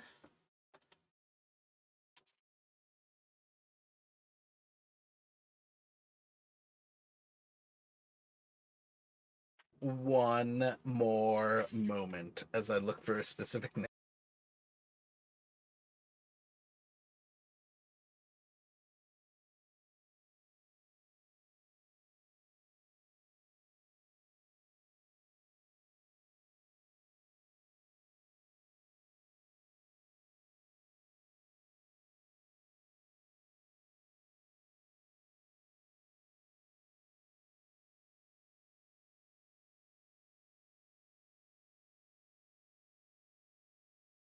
Yes, Scythana gave up on it quite some time ago when Goodmead first lost some of our shipments, or rather when we lost them bringing the shipments in. That was the final straw to stop the ferry up to Caer-Dineval. It was the primary income of sending mead up north, at least for Sithon. The Sethin, is it? Yes, indeed.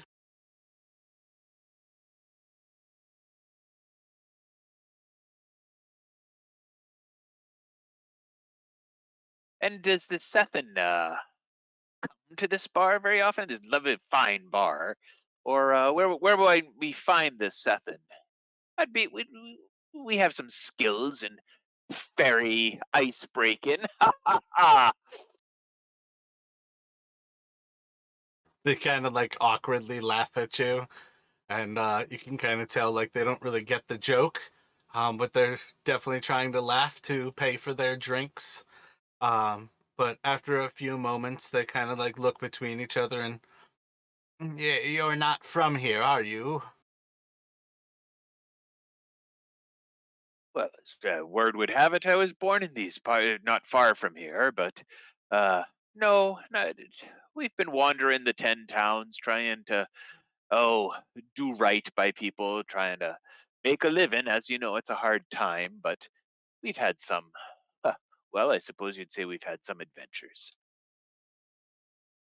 Perhaps you've heard of Brannock here, at Brannock Flamehands.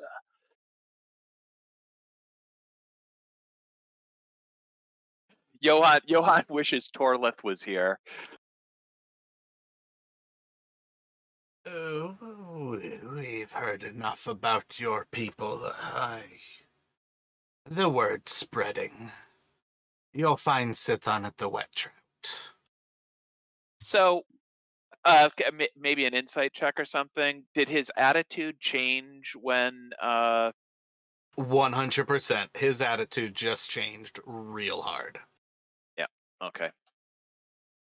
Hey, I'm new here. What's that look? What is that look? I just met these guys just about a week or two ago. What is that look? You might mind your company and perhaps try not to hang around vagabonds. How look, they just bought you a drink. How dare you call them vagabonds? Come on, be a little more transparent. We've been kindly. And I didn't spit in your face.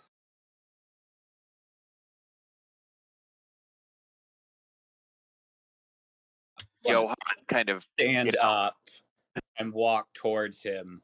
No, okay. Johann puts his hand on Trey's shoulder and just shakes his head. Fair enough. You shouldn't believe all you hear. Who's been telling these wild tales of our supposed vagabondly ways?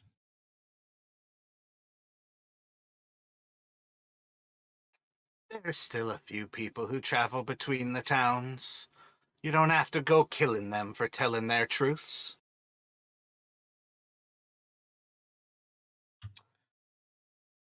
I wouldn't call them truths.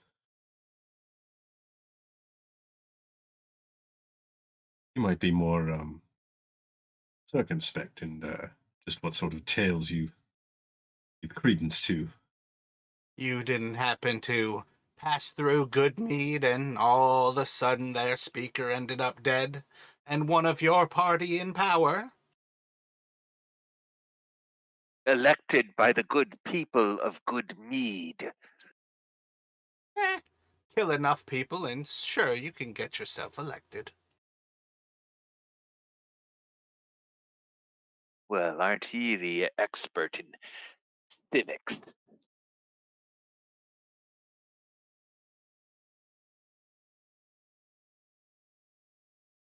So Johann is seething, but is not is got his arms crossed. He's not making any move forward. Sinope is like looking at Remnu, has absolutely no clue what civics are. You can tell they're trying to figure out right now whether you just insulted them or whether it was just something that went over their head. Don't worry, boys. It's both.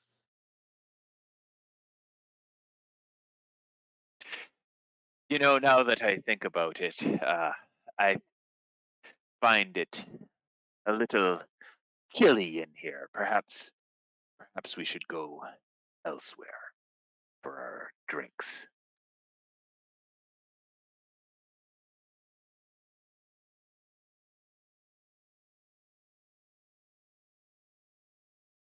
I don't think we'll have any luck in a different establishment.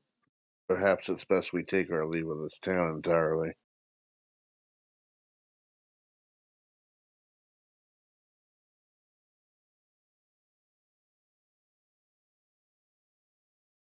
If anything, if you want to still help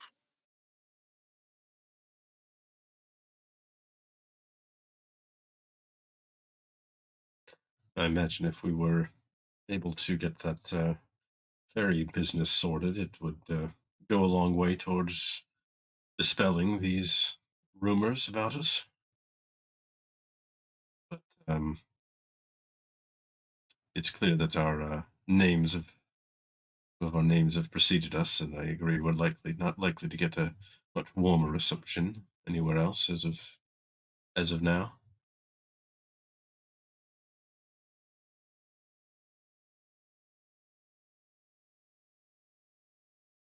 Johann turns to the bartender and asks how much he owes.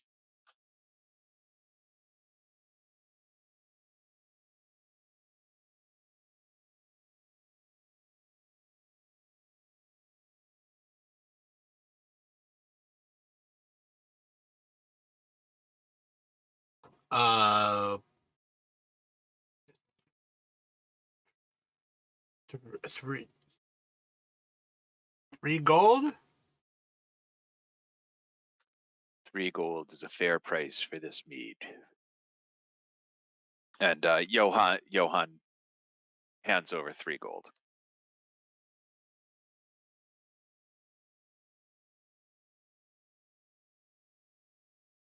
Johan, do you think it's still worth going to see this? What was his name? Sineth?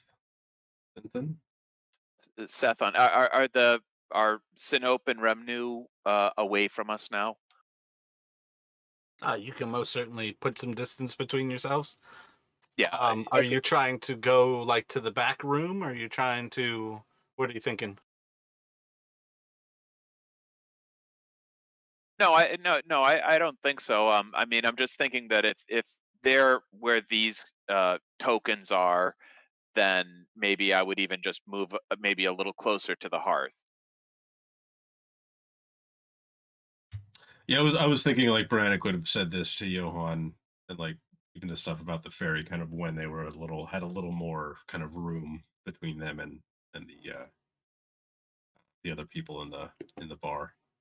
Yeah. Yeah, So that's I all. assumed when you bought them their drinks, they were basically getting up from the table and walking over to you, and then you basically walked back and sat down with them. So I would assume. Oh, I'm on the map still.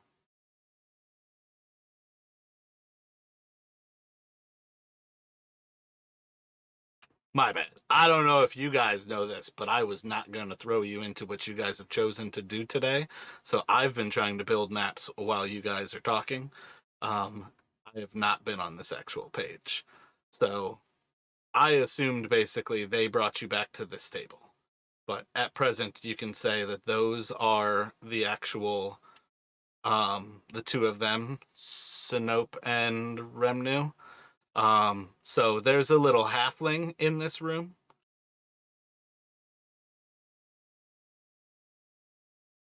Over on the couch, and then the barkeep over at the bar.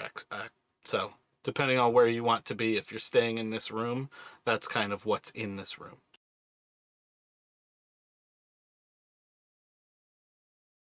Well, I was just thinking just enough, put some distance between us and those guys before sort of talking over our next steps.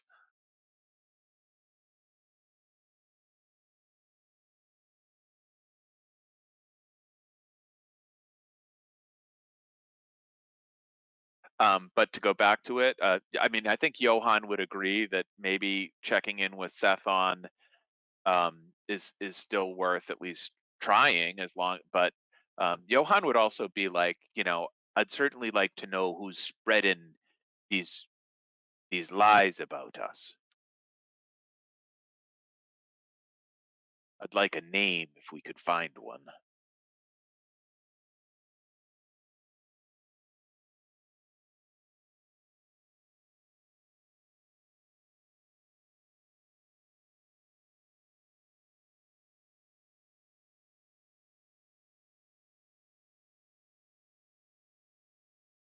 Yes, and perhaps if we do go to speak with Seth, then perhaps we maybe perhaps avoid using our own names for a bit. It seems our reputations precede us.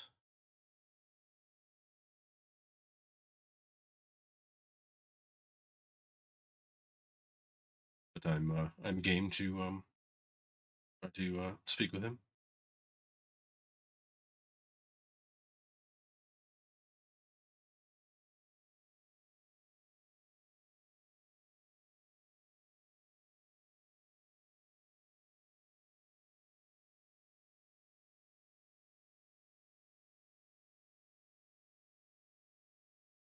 So heading over to the wet trout.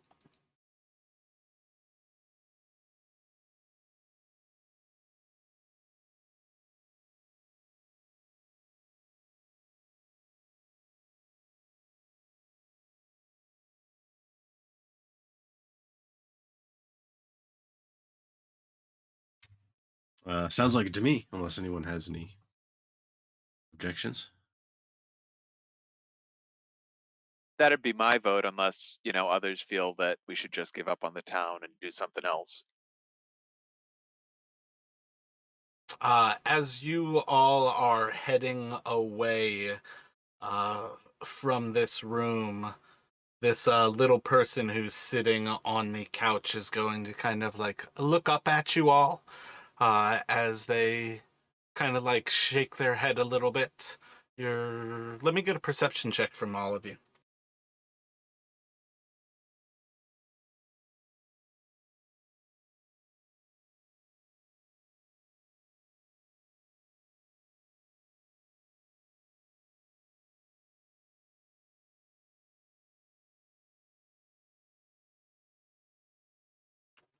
So Brennick and Johann are going to notice this person's eyes are like clouded white, and as they shake their head, the like darkness of their pupils are going to kind of return to their eyes, and they're going to look to you and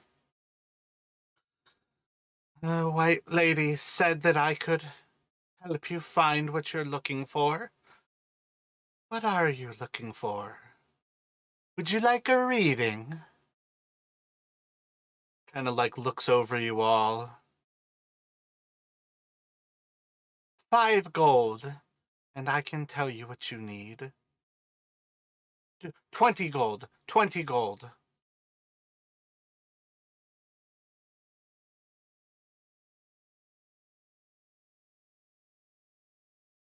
What makes you change your price from 5 to 20? She says you're wealthier than I thought. She says I could get more than 20 from you, but I think 20 is fair. Well, if your perception goes to what you can get out of it, 20 might be showing it the limits of your, what is the word? Perspicacity. Well, if you don't need to find the Netheril, then you can go on your way. And he's going to sit back down on the couch and cross his arms. Brannick. Oh, go ahead. Turn to the group and say it's only a couple gold per. We have no other leads. Speaks over his shoulder, and it's 30 now.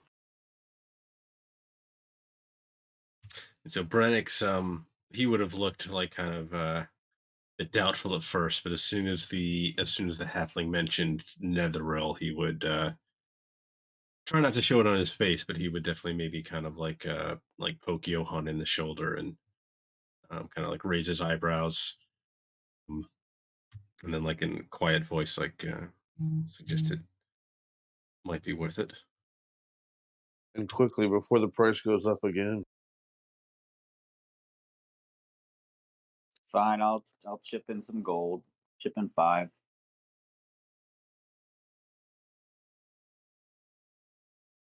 Johann, the halflings like on the couch. Yep.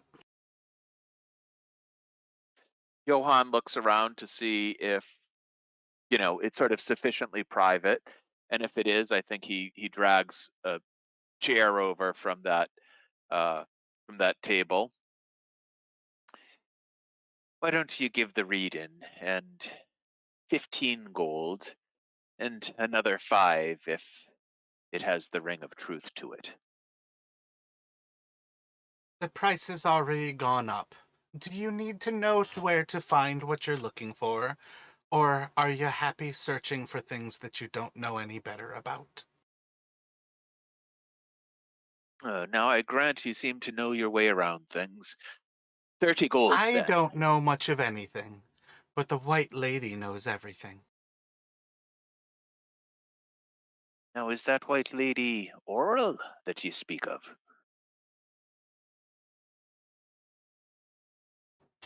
Looking back over his shoulder, he's going to kind of like say to the barkeep, "These people don't even know who she is."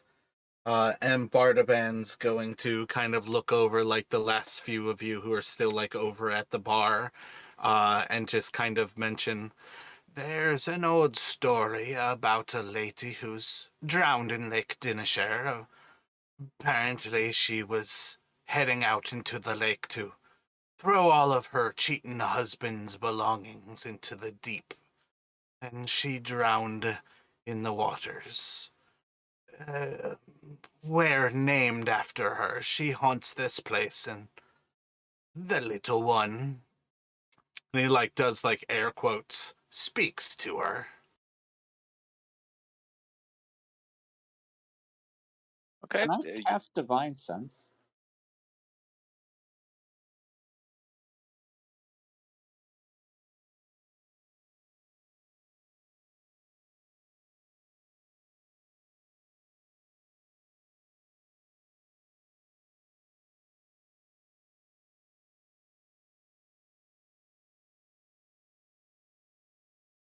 I don't see any reason that anything would ping to that. So no haunted white lady ghost.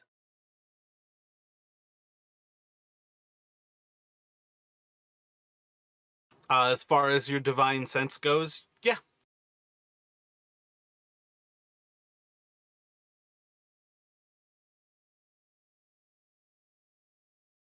Yeah, I'm pretty sure the air quotes are right on that.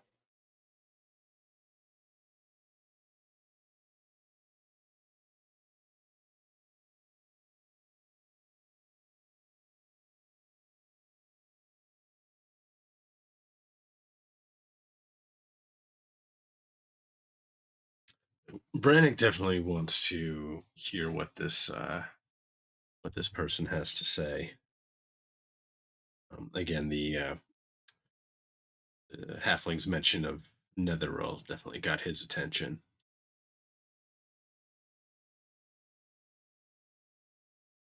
He will chip in what else is needed to bring us up to the, what was it, 30? I feel like I raised it to 35. Johann will accept that the extra 15 have been entirely his uh have been entirely his fault. So if other people can throw in maybe 5 apiece, he'll make up whatever the difference is. I'm good for it. Yeah, I think if everybody does 5 and Johan does 15, that'll give you all the price. And Brannick can cover 5 if somebody else is unwilling, because he definitely wants to hear, so he'd be willing to chip in extra.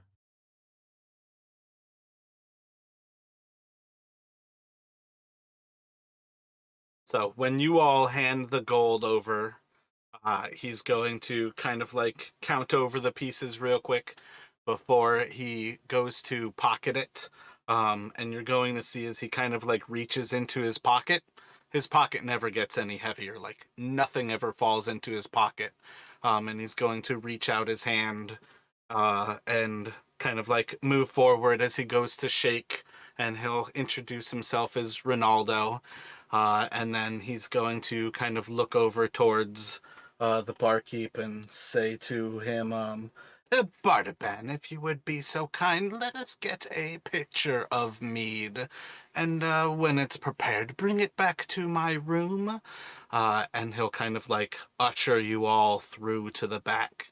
And that circular table is the location of his little room that he will take you all to. and you all can kind of sit around. He's going to kind of blow out most of the candles so it kind of gets to just a little bit of darkness inside, and eventually stand up on the table. And as Bardaban brings in the mead, he'll kind of like set that down and pour a glass for everyone, and then an extra glass that he sets in the center of the table.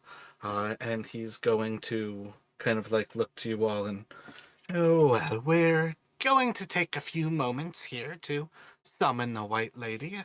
If everybody can hold hands, we need to keep the circle tight and we need to keep everyone connected. It is good if everyone makes sure that they know what we are doing here. And we are bringing the White Lady's presence here to the tavern. So please, if you all will help. And he's just going to grab the hands of effectively whoever is on his right and on his left.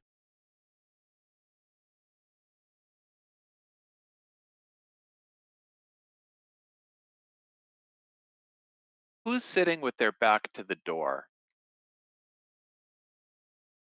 I probably would.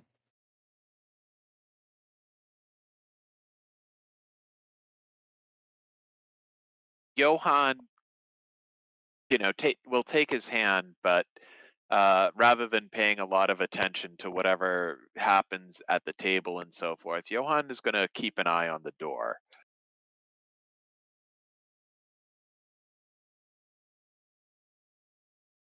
And is going to keep an ear cocked for sounds outside the room.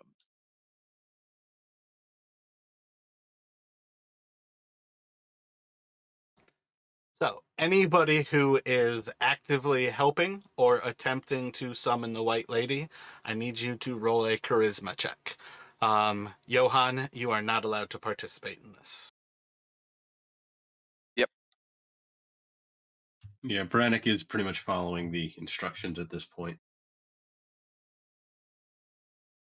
You are not being skeptical, Trey. You are helping. Yep, just set my just like let's just get this over with. Like, just get the fuck out of this town. Everyone's rude, and I want to punch someone in the face, and that's probably not going to happen today. So when he kind of like is standing holding everybody's hands, Johann, you're going to notice as the rest of the candles, they all start to smoke far more than they put out light. And the room very quickly is going to start to fill up with smoke. It doesn't actually make you cough, but as it's filling, everything kind of gets like just very like thick inside of here. You all are going to see as Ronaldo kind of like goes about his little bit of a spectacle of summoning the White Lady. He's got some chants and there's different things happening. The actual like light seems to flicker in many ways and it still seems to cut through whatever is like filling this room, but at the same time, like the weird thing is to see all of these candles are basically now producing like some sort of almost like a water vapor that's kind of coming up from the candles despite still producing the actual light here. And while Ronaldo starts to chant, he calls for the White Lady. He calls for the Watcher. And after a few moments, his eyes are going to roll back and once again he will lose the pupils in his eyes and have entirely whited over eyes. And kind of looking around, he'll eye around through the table and making contact to Brennick. He's going to look to Brennick and you're going to hear, "You know of the spire in the ice? Those that have been lost of Ythryn. Hunters have found the presents. Goblins have the shield. The spire north of the peaks. To find it, you must travel towards the glacier. Beware of those who wander.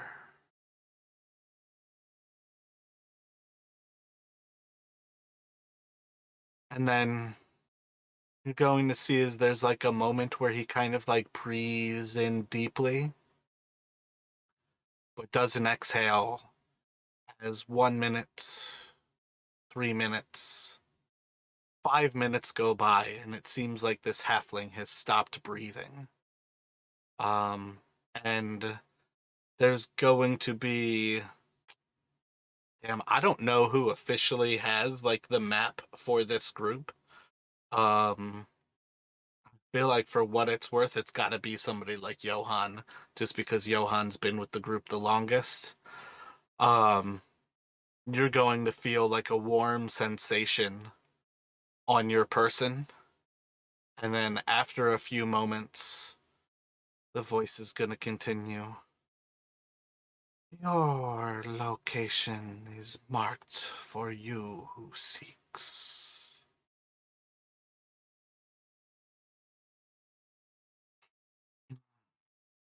Do you who doubts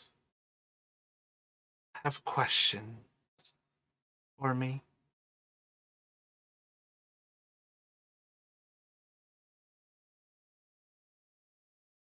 I just want to jump in and say that for what it's worth, Brannick's been with the party longer than Johan. But Johan does have navigator's tools, so Oh shit, is that none of the original party remains? I forgot about that. Me, I no, I think Brannick is part of the original party. Well, no, Carvath was his Rashad, original right? character, yeah. Yeah. You guys are all on Alexis. secondary characters. Well, even Yeah, Velixis, Rashad? though. Oh, That's his first character, but he joined after Goodmead, or like at Goodmead. I feel like Brennick and Rashad or Brennick and Velixis are from the same like day. yeah, that sounds right. Gotcha. So yeah, I mean, regardless though, I was kind of attached to the idea that you're more likely to be a navigator, anyways. But it's again a kind of a moot point who has the map. But that hot sensation was supposed to be effectively that map is going to have a burned on point where this spire has been located. And these words are we hearing them in our head, or are these aloud for like everyone to hear? Ronaldo is like speaking with this feminine voice. Okay. And I assume when he asks, "Do you who doubt have questions for me?" is he looking at Johan at that point? At that point, yeah, that is towards Johan.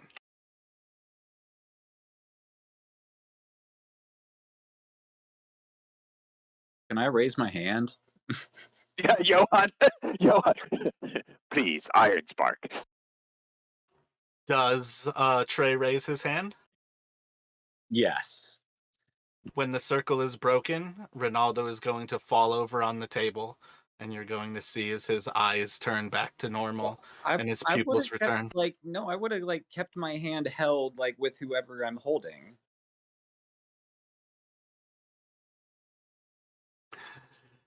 What question do you want to ask? You know where we can find an adamantine vein?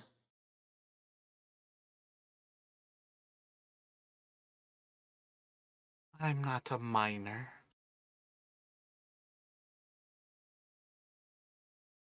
Thank you very much.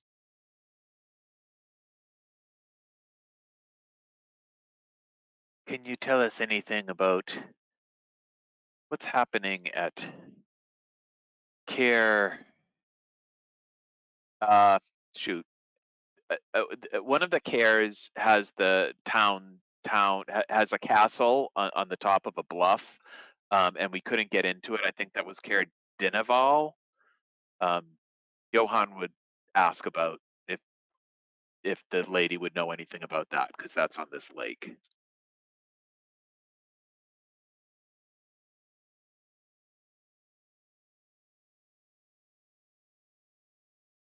The Black Sword serves the powers of Levistus. Roll a religion check.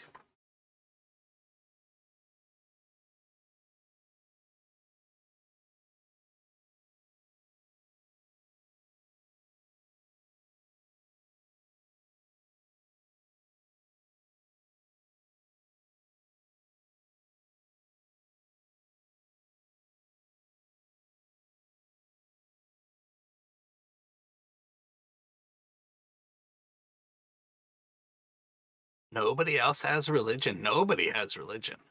Interesting move. Let me get a history from the folk with history.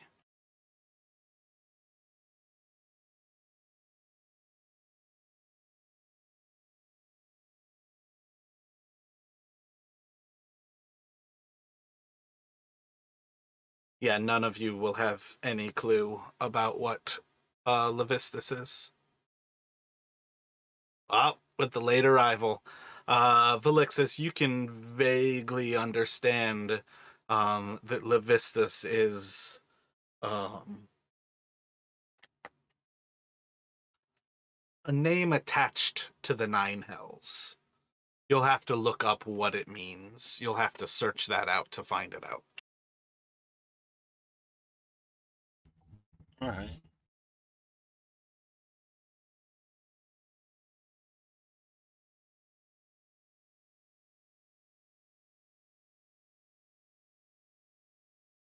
And is there anything you could tell us that might help us free this ferry from the ice grip?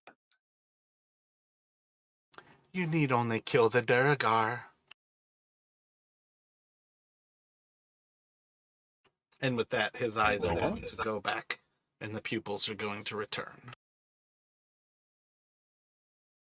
Hey, what kind of scam are you trying to run here? You said she knows everything, and she didn't know the answer to my question. Clearly, you should have asked a better question. Doesn't matter. It's my question. I'm the customer. I get to pick what I want. Now tell me. I want a refund. Arl has your refund. Walk off into the tundra and continue straight until you die. And he's going to tip his hat towards you.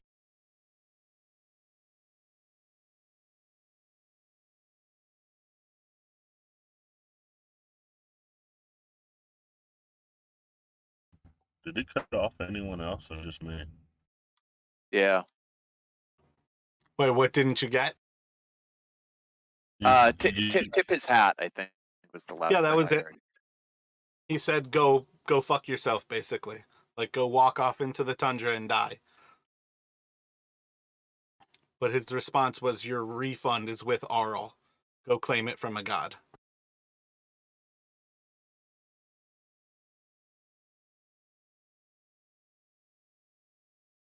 Trey's just gonna look at everyone else like with this unbridled passion of like, okay, as soon as we walked in here, all the people I know in this land have just been insulted since day one.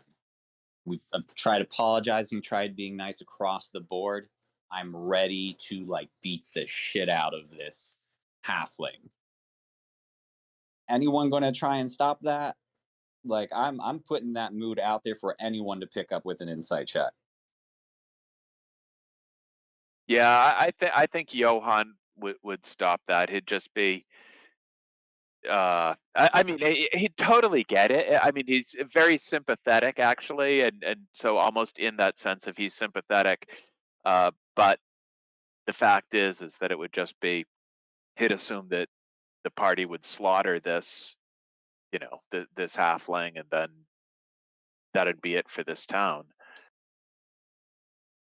But he's very much spoiled. He's looking for someone their own size to fight. How's that for an attitude? Fair. Thank you. Well, Trey, if the halfling speaks true, perhaps we can you can take your anger out on these Durgar. Yeah, Gar.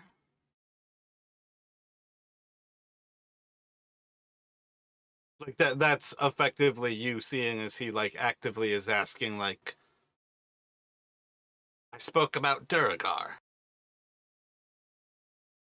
Go kick some rocks. Let's walk out.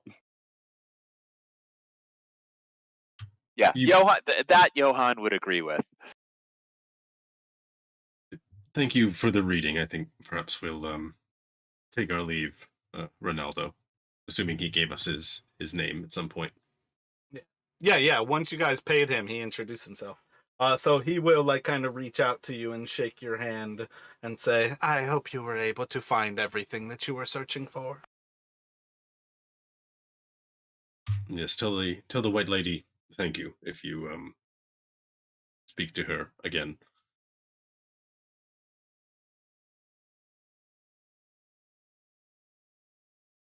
And then Brandt, kind of sensing some of the others' impatience, will move to uh, join them on the way out.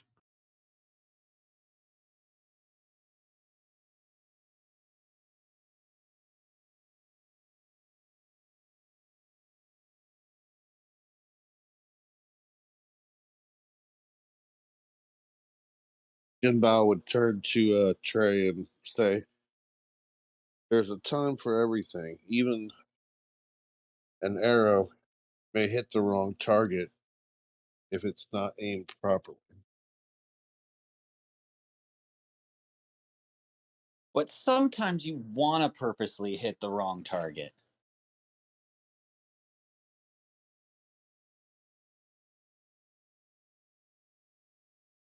You're right there, friend, but there's work for us to do here, I think. I fully get it. Fully get it. And thank you for keeping me conscious of actions. Ha! I look forward to going into battle with you, friend. I like your attitude. And as I said, if it's a fight you're itching for, I imagine those Duergar will prove a good test. Oh yeah. Feels- The fight will be a great time, I'm sure. I hate disrespect, especially when you try to show it reciprocated.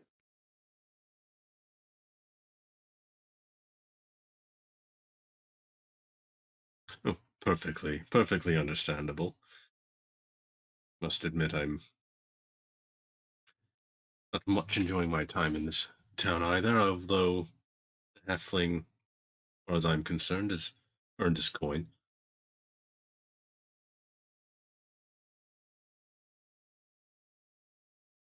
Well, where to next?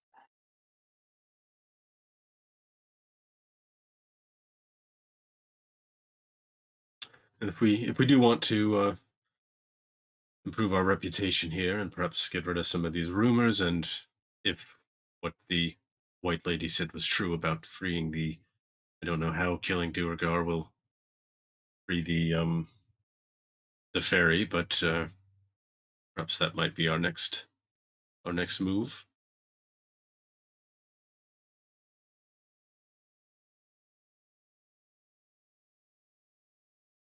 Well, we could probably go talk to the people down in the Dwarven Valley. I mean, probably not gray dwarves in there, obviously, but they'll probably know about locations and stuff because it's kind of hard to get information out of this town.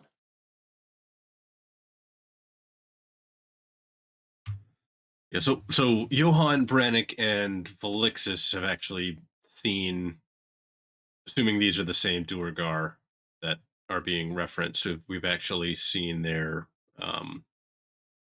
fortress. So if that's a place we want to head, we could head there.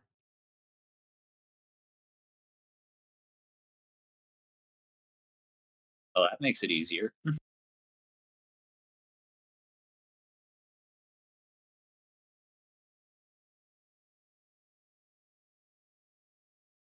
This place is inhospitable. Let us be gone.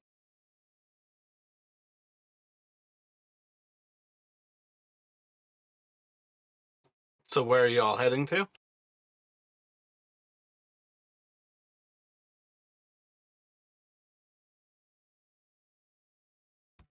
This fortress, is this the same one where we lost our like previous friend at?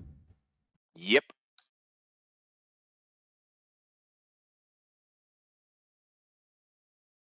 Gotcha. So you all basically want to go back to Caer Konig at this point and make your way off into the wilderness and find the Duragar?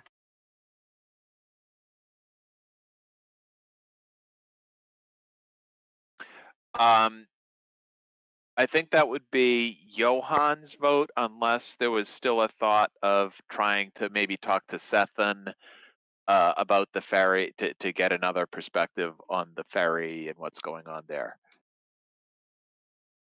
But I mean, on the other hand, Johan is as frustrated with this town and their quote reception as anyone, and would it be very easy to persuade to walk away from this town.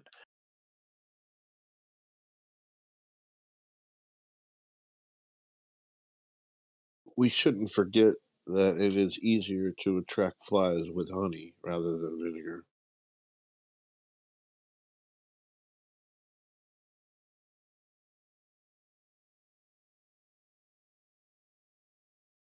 And if you stand for nothing, you'll fall for anything.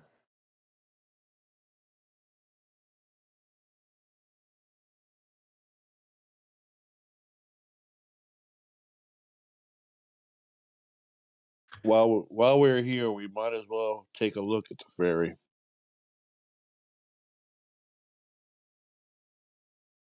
So you want to head to the ferry?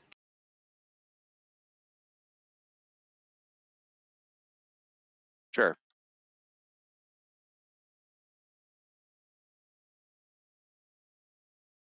Let me have all of you roll a d6.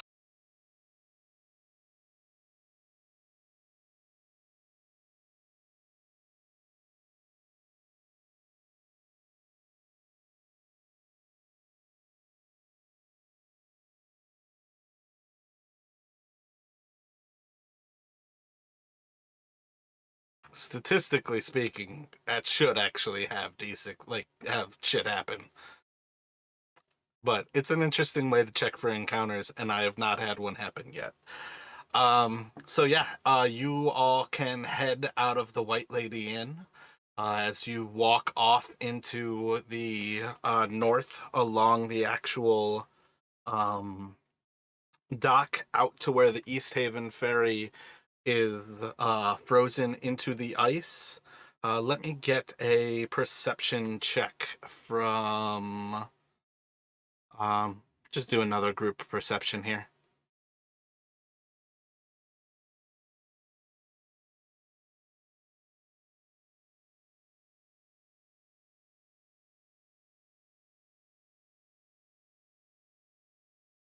Mine supposed to be a disadvantage as a deep inside of town. Why would you be at disadvantage?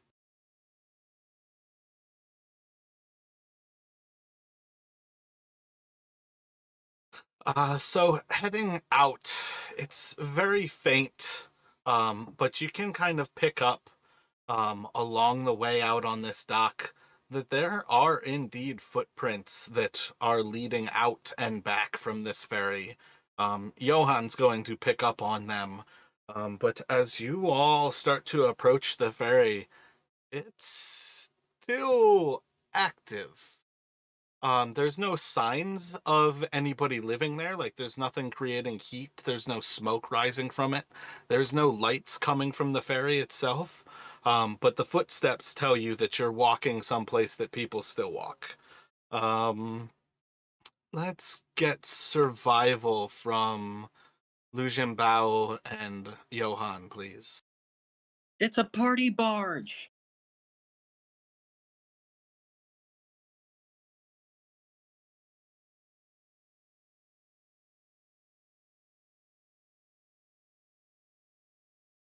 Johan, while the size fits what you know God, all of you speak Dwarvish except for Johann. The size fits what you know and understand to be the size of a dwarf, and most specifically to recall. No, wait, Johann is not Yeah, from that no. excursion.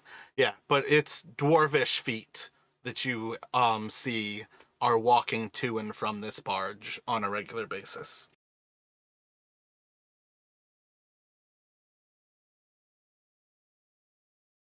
So you all can place yourselves effectively on that pier, and if you want to continue to walk out there, you can start walking out.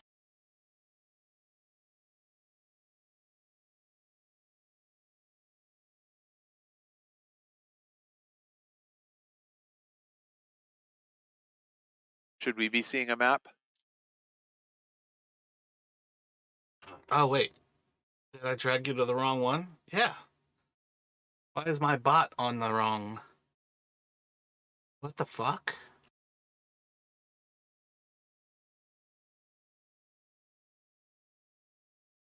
It's like stuck on the White Lady Inn. That's so weird. I feel like two people can see it because I can Yeah. see Trey Yeah. and I can see.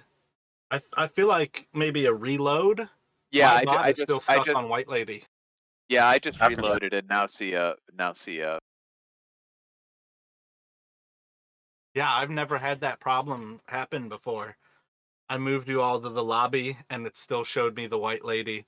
I moved it to a different map, still showed me the White Lady.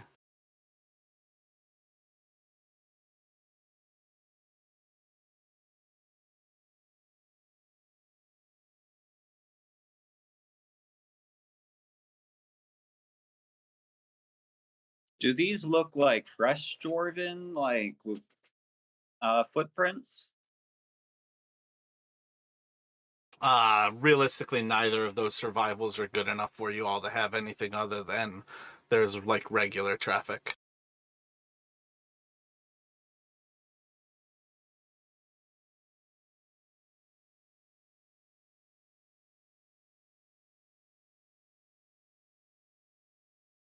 Justin lost audio, I guess. Back with us, Justin? Yep, I think maybe my Bluetooth connection got disrupted or something. I heard place yourselves on the pier. I think that was the last thing I heard.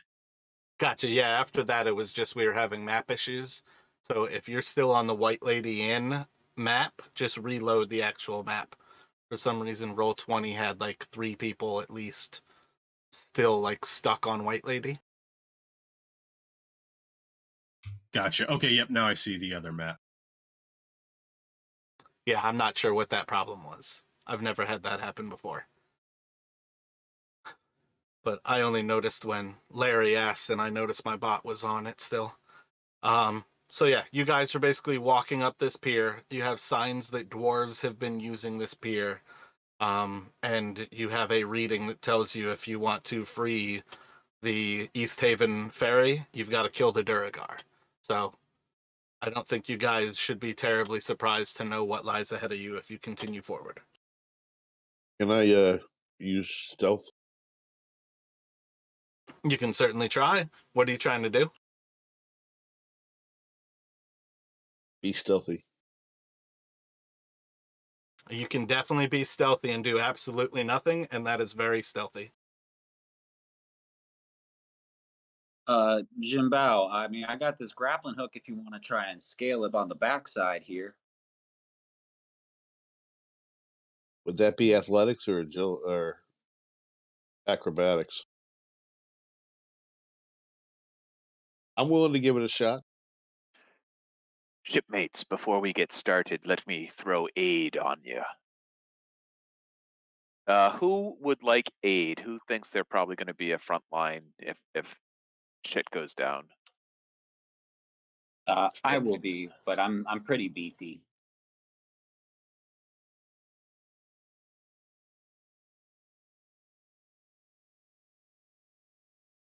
I can be like 1A or 1C or 2A, whatever. Alexis, how about you? I'm not. I'm be in the back. I'm never gonna be a front line. Stay back and off the side a bit. Keep a little bit of distance. Okay, Jinbao, Trey, and then maybe Johan.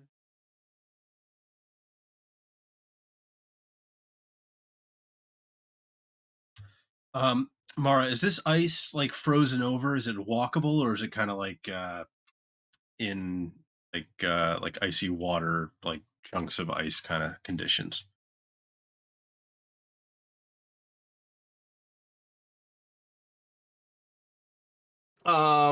You could test it if you would like, or you can roll a perception if you would like to make an assumption.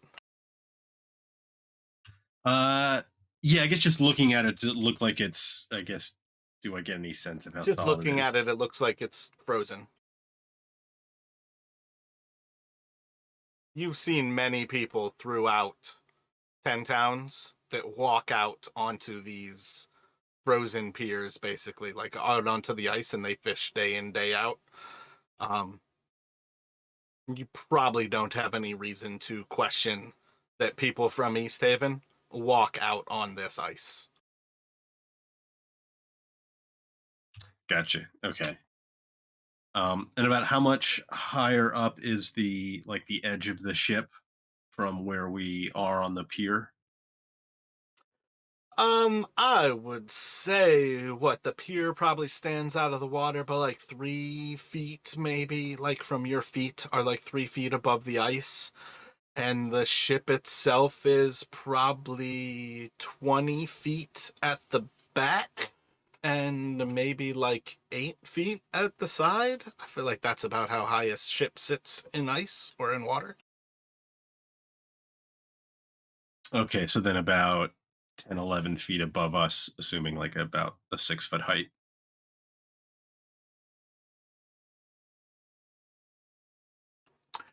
Um, maybe like a few feet above your head, like for the side of the ship, the back of the ship. Yeah, maybe about like 11 to 15 feet above you, like for the back of the ship. Gotcha. Okay.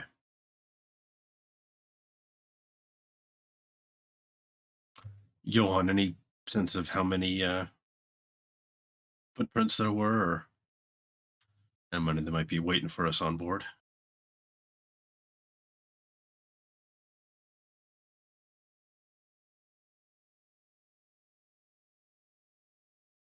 Well, let me think. As far as your role goes, no. As far as you're welcome to lie to them and tell them whatever you like, 100% go for it.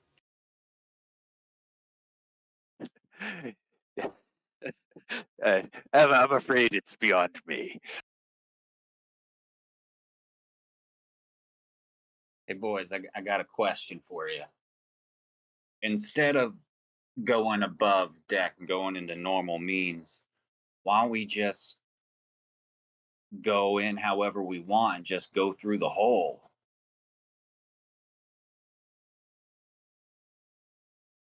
Is there a hole? No, I mean HULL. Like, No. and we can create a hole. I mean, if it's on ice and it's stuck, Yeah. And I can shatter. I have shatter, which would certainly help with the ice. Would probably be too dangerous with the ice, but Do we want to free the ferry or sink it? Or not sink? I guess can't sink because it said frozen in the ice. But do you want to leave it, operable theoretically? I just mean in the sense of at least enough to get us in the door than going through the front door. And we can always patch it up if it's going to stay there for a minute.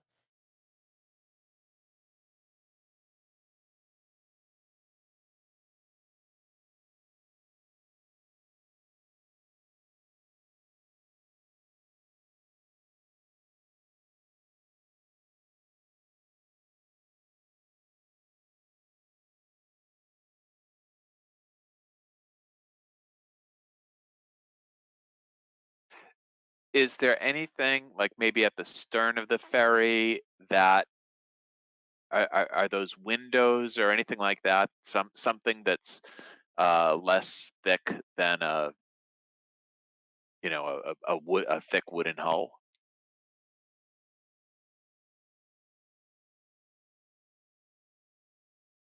I don't see any reason why it should.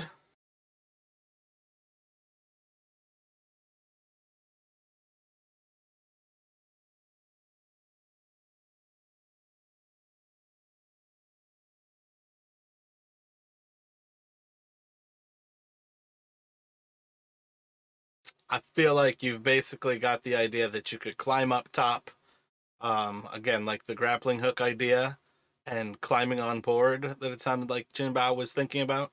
You could just climb on board from the actual side of the ship. Like if you went to the starboard beam, you can make it up on board there. Uh, it's you guys have a lot of options, but I feel like the assets that people create maps with are universal, and then they add snow. I do not think Icewind Dale has an abundance of windows. All right, guys, let's just quit our day jobs and start a window factory in Icewind Dale. It's still the Arctic. They don't have an abundance of windows in Antarctica or in the North Pole. Most people who live in Arctic conditions just want any sort of heat. Oh, yeah, I just being facetious.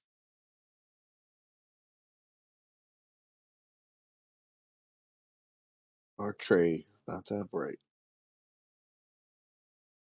I like the idea of going over the sides and rather than knocking on the front door, but I don't know how we'll get below decks without going through, I don't know how we'll get below decks without going through the front door.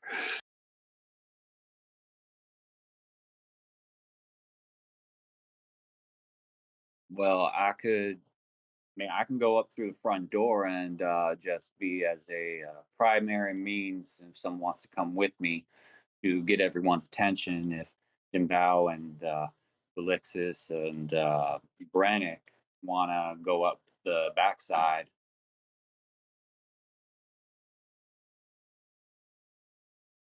I'll go with you. I mean, if you want to do the talking, I can always translate for you if it gets to talking. If it gets to talking, but I don't speak dwarf. I was thinking of talking with me mace. Kadoki.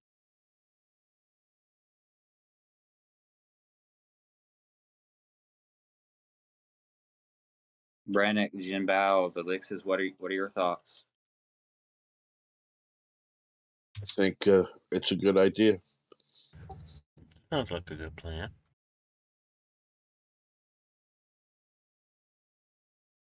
Can hand Jinbao my grappling hook and keep walking on down the this boardwalk. Wait, before you go, you might be better suited at working this thing than me. Okay, well, I'll give it my best shot. I'll go ahead and spin this grappling hook and throw it. I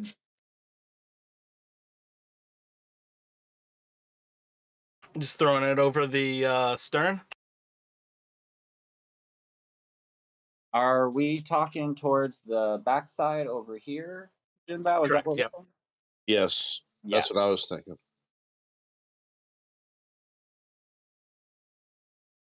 I'm trying to look here on D&D Beyond. It doesn't say if it would be like a strength check or a dexterity check or athletics. It just describes it. Anything thrown is technically speaking going to be a dexterity. As far as things go here, if you are trying to be quiet and get it on there skillfully, you can do a sleight of hand check. It'll be difficult. If you just want to get it on the boat, you can just get it on the boat. There's no need for a roll. It's just going to be loud. And I think that's probably the biggest thing for you all to distinguish at this point is if you're going to throw a grappling hook on this boat, it's going to make some noise. No, I'll take sleight of hand. I'm good with my hands.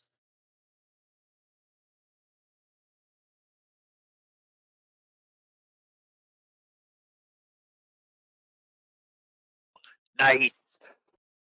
I'm real good hit with my hand. So as you toss it up, just at like the point where it kind of like loses momentum in the arc of its throw, it goes right over like the edge, like castling of the stern, and kind of hooks right around one of the little pieces. A little tug gives you a little bit of certainty that it's nice and snug up there, but you've got a grappling hook to the stern. Pass the rope off to Jinbao and start walking along. Do y'all want me to be loud? I got no problem with that if you want me to. Why don't we both agree to knock on the door in our individual spots at the same time in 3 minutes? You want to wait 6 more seconds just so I can get everyone's attention?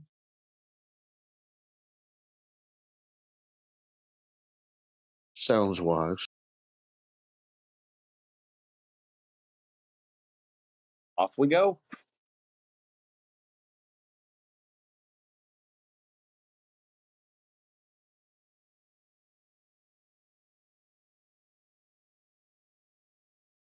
I'm going to try to hit the grappling rope.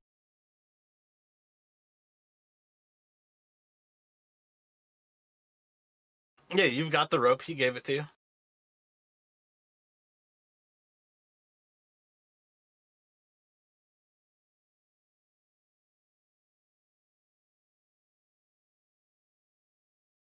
I guess I'm confused. Who's traveling along the grappling hook? I'm gonna Paul. I was thinking would both start effectively at the same time, give him a head start so he could make his way over to the side, and then we would proceed to start heading up the rope. Oh, got it. Sorry, and we're going on to this back or northernmost ship, or is it the one that's with the blacked out? Yeah, I've got it blacked out because for some reason this person has like the lower half is the blacked out part. Like, so Got the it. inside of the ship is that blacked out. And again, I did not prepare for you guys to go to East Haven. This was not where I expected you to go. This is definitely some like just grabbing a map real quick to satisfy this need. Gotcha. Okay, yeah, I was confused. I wasn't sure if there were like 2 ships or, but no, that makes sense.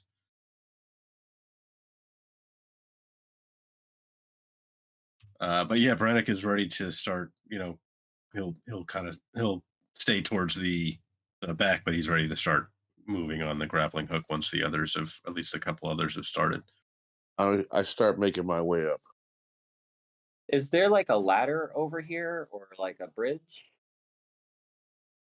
I feel like it should have something of some sorts. When Sithin used it last, they would have left the gangplank, so I don't see any reason why there shouldn't be a gangplank.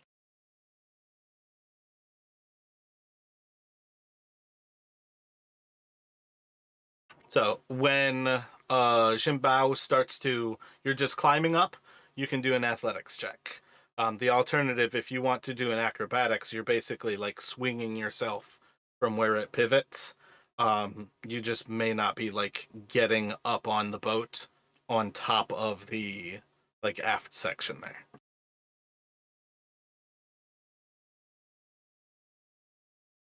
Yeah, so Jinbao is able to climb up with no problem.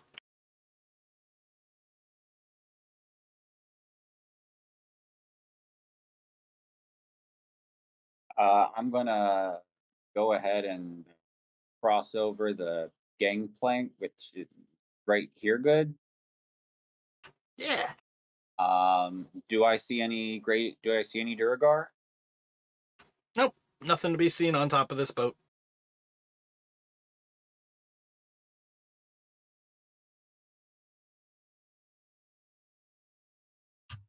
Brannick will attempt to follow Jinbao using the grappling hook. Go for an athletics.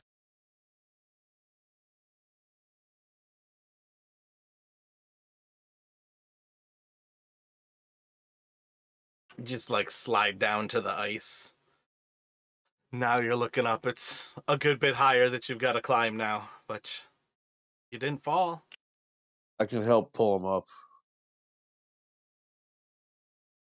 Willis is gonna go ahead and try for the rope. And Brannick will start trying to climb up, or maybe toss a rope up to Jinbao. Yeah, I can try to help. So Felix just like puts a foot inside of Brannick's face and just kind of stomps right down on your face while they climb up onto the ship.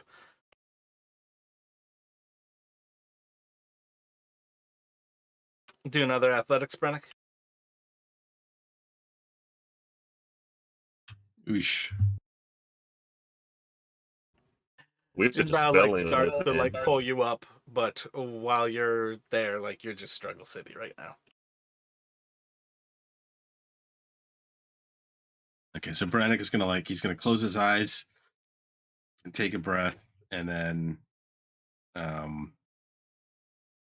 he's gonna picture like some handholds in his mind, and he's gonna go ahead and I'm gonna use my portent dice to actually get up on board here. So I'm gonna give him 16 on my next athletics roll.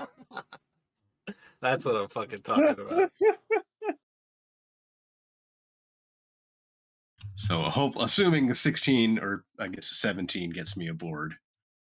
Yeah, you're 100% the top with that. I mean, the DC was 10 when you first like started to do the climb. When you slid all the way down with the 8, it definitely went up.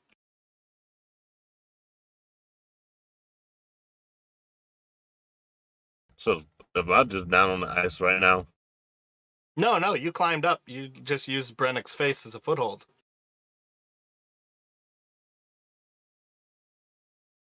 sorry, Brannick. No trouble. Yeah, Brannick just wanted to avoid any more embarrassment, so that's getting up. So Is there a door over here to head down to the next level, or is that this right here? Can we see anything down the grate?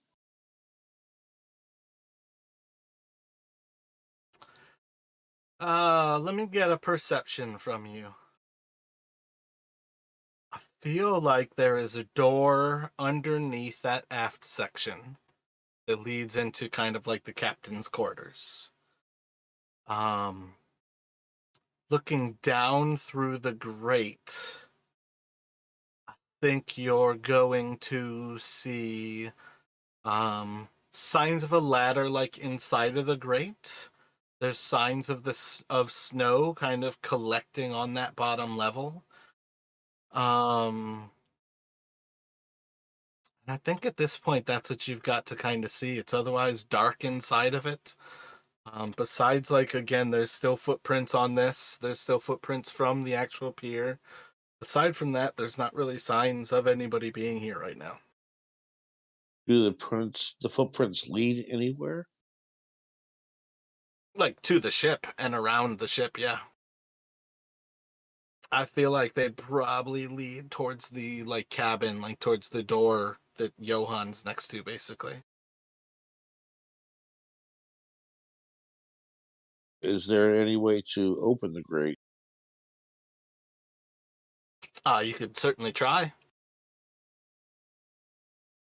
I'd like to try. I'll Roll give an him athletics this. check. Roll an athletics as well.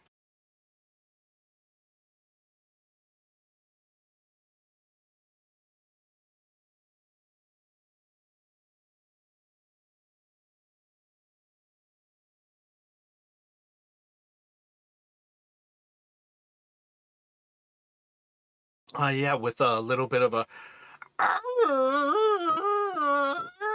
you're able to lift the grating, and you've got the ladder right at your feet that seems to lead down there.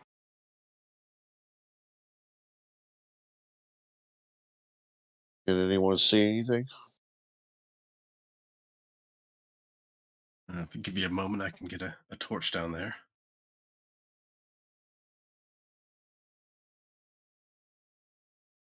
Johann casts light on his mace and holds it like a torch above the hold.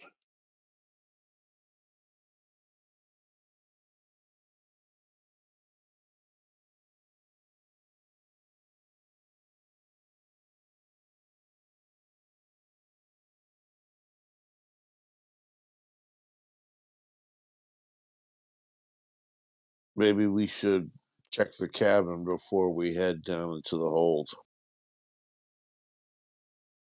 Let me have you all roll for initiative.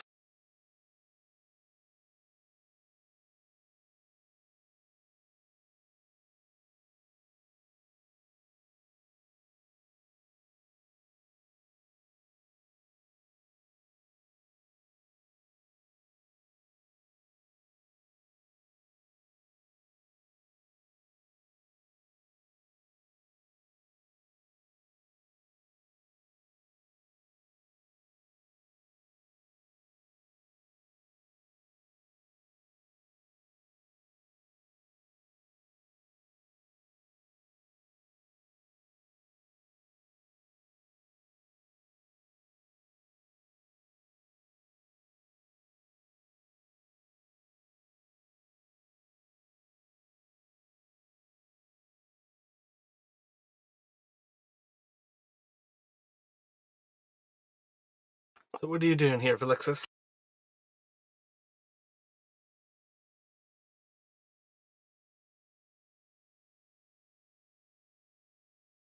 Because she's kind of peering down into the hole. She's not sure what's. She's contemplating just headed down the ladder.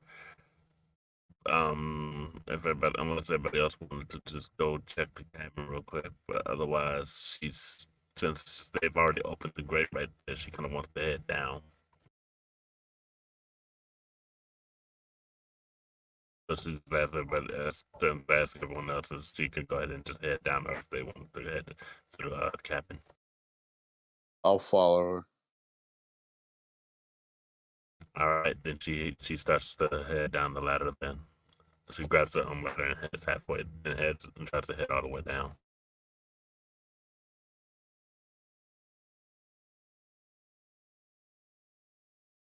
So you've got 25 movement.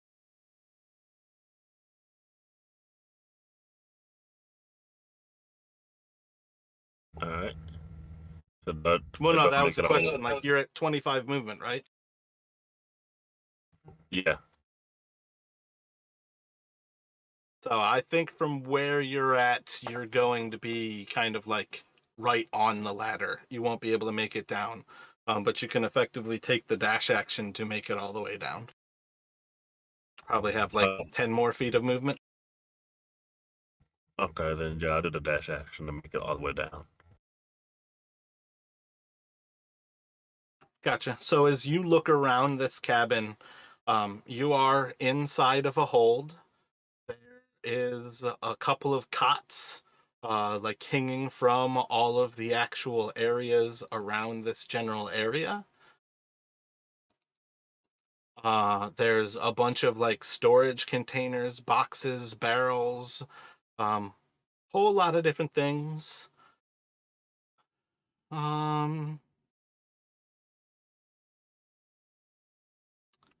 Yeah, I feel like kind of like with that initial idea of what you see, it seems to be like still storing stuff in it. But other than that, I think, yeah, you could have like 5 or 10 more feet of movement. Otherwise, that'll be your turn and it will go to Trey.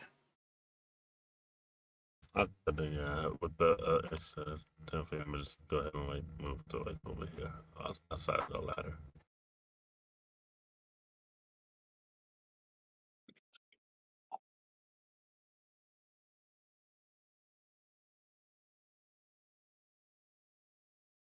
I heard somebody go to say something, but it was all jarbled. Right.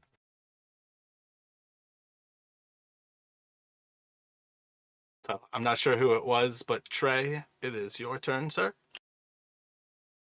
Oh, I thought I think that was Velixis talking.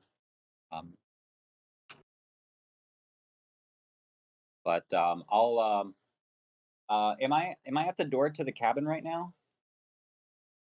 Yeah, pretty much. You can enter into the cabin from there. Would opening the door be an action or a free action? It's essentially your free item interaction. Okay, I'll go ahead and open the door. Gotcha. So do you have a light source right now? Or are you just going off of, I think, right now Johan has light on his mace? Yeah, I guess I would probably be going based off the light source behind me. Gotcha. So inside of the shadow that like you're casting into this room, you're kind of like looking into a rather empty room. There's a little bit of stuff that's still here. Um, but depending on like what you're looking for, it's more or less just like a room with a little desk and like a chair. Okay, I'm going to pull out from the side of my one of the little pouches on my bag. It's just full of caltrops. I'm just going to drop them all on the floor in there and just shut the door.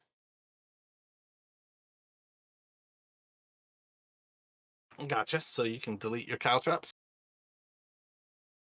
And that is a bag of 20, if that matters.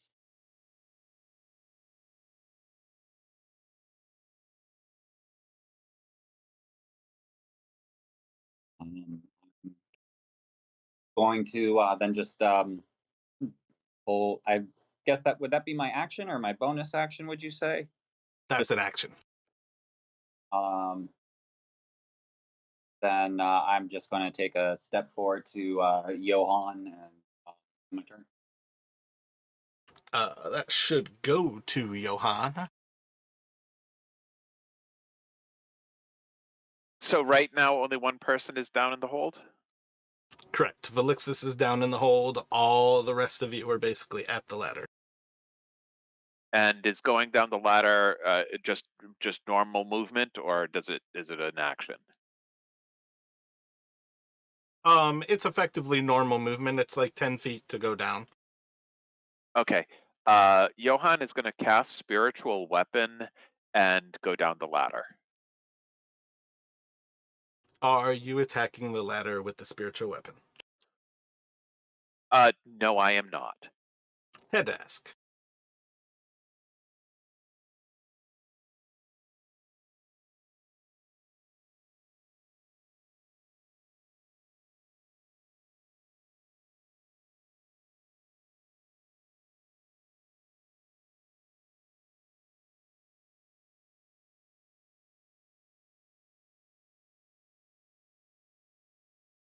I didn't mean to cast it as a third level.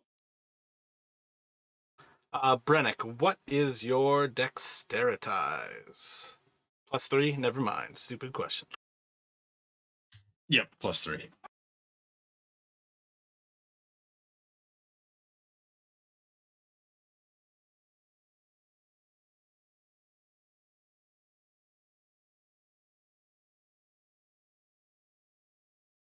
And would we be late enough in the day here that this would be his second casting of mage armor?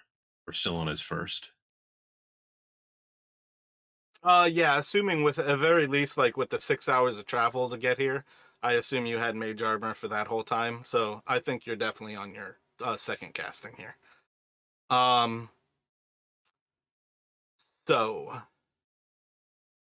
when Johan casts the spiritual weapon, you're going to hear someone from within say, nope, nobody's going to hear what they are saying. You're going to hear a voice that kind of just mutters something coming from kind of the northwestern side of the ship. And all of a sudden, Velixis, you are going to see as this dwarvish looking creature is going to just appear in front of you. And as they appear in front of you, they're your size, a little bit bigger, about twice your size, about 3 times your size. And he's now kind of like hunched over, almost 4 times your size. And it's going to go to Brennick. Okay, so Brennick is going to follow down the ladder. And he will, I guess he will dash if he needs to get all the way down. I think most everybody's got it. Velixis was just the furthest away from it and also has the shortest movement. But for what it's worth, like that space basically costs like 3 movement to move through because it's 10 feet down the ladder and then another 5 feet like on either side of it kind of thing, if that makes sense. Gotcha. Okay. Yes, I'm going to come down the ladder, kind of catching sight of this thing for the first time. I'm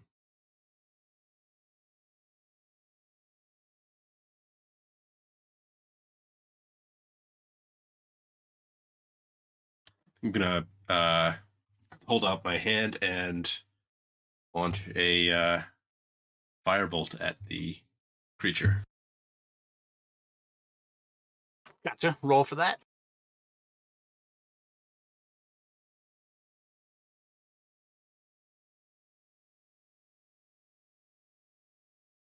Sorry, Just the to pink damage into first. the background, it's like as he's growing, you like release it a little bit too soon, and it's just like slightly goes past this creature, slamming into the wall behind him. Yeah, I was definitely startled to see him as I was getting on the ladder, so that makes sense. And that's it for Brennick.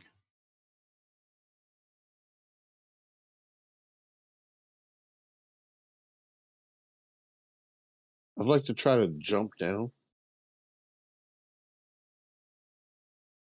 Oh yeah, you don't get to go yet. One moment. You're gonna hear a little bit more laughing as another creature becomes visible and starts to grow in size until it too is quite too large to be inside of here.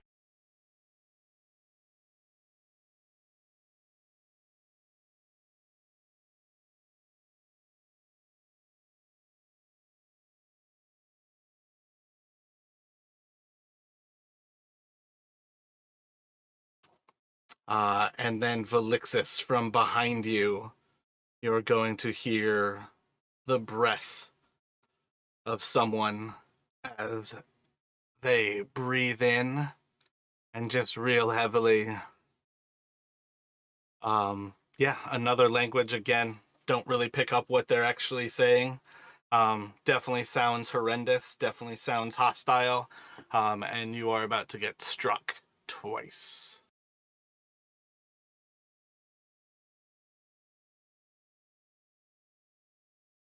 With the first attack, it's going to kind of grasp you with a claw from behind. And as the claw kind of like cinches down on you, it's going to do 5 bludgeoning damage to you. And then the second attack is going to be from overhead. As it strikes down on you, you're going to get hit by a hammer that does another 8 bludgeoning damage to Velixis. As a reminder, all of you have that Blessing of the Morning Lord. So if you don't actually start with it already set, 10 damage of that 13 damage is getting absorbed by those extra hit points. But you should take, now 3 damage off of what is your normal 36 hit points. And then Jinbao and Trey, you should have an extra 5 hit points from aid. Aid increases your maximum hit points. Those can be healed, though. That's the big difference between those two kind of things. The Lathander thing is extra hit points. Those are just on top. They are not an increase to your maximum. Once those are gone for the day, those are gone. Wait, so I lost a total of 13 health, right?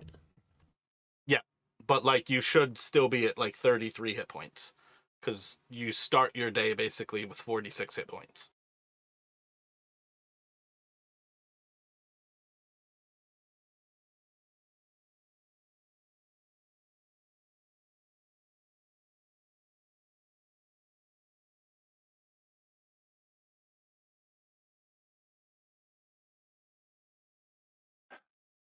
Okay, so I'm sorry with aid, because at the high level description, it says regain 5 hit points, but in its description, it says each target's hit point maximum and current hit points increase by 5 for the duration. Part of So, why aid is awesome is it also heals you those hit points. So it increases your max and then it heals those hit points that your max goes up. So the thing is like when somebody is given aid, they can be unconscious and you can heal them with it. But they have to not have aid beforehand for that to actually take effect. I'm sorry, I'm still a little confused. So Those two 2 by different 10 hit things that it's points. doing Yeah. is it increases your maximum hit points by 5, and then it heals you those 5 hit points.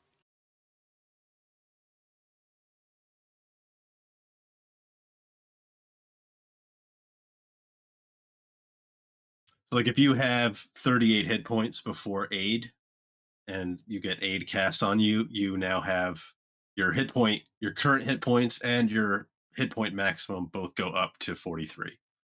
Yeah, like if your hit Okay. point maximum goes up by 5 and you have 38 hit points, technically you are at 38 of 43 hit points. That's why aid then heals you those 5 hit points to put you up to 43 of 43. Got it. I think. Brennick, the person who is like just to the west of you, is muttering some sort of speech, and you are going to see as they kind of like reach out towards you with their hand. I need you to make an intelligence saving throw.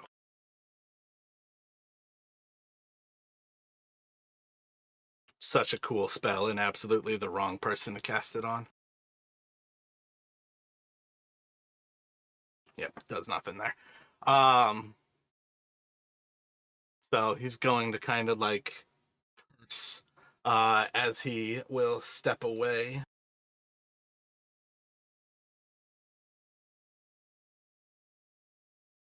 Another of these creatures is going to get swole and move forward. And then it's going to go to Jimbao. I'd like to try to jump down. Yeah, you're a monk. You can jump down. It's just 5 movement. And I guess I'll move to this guy.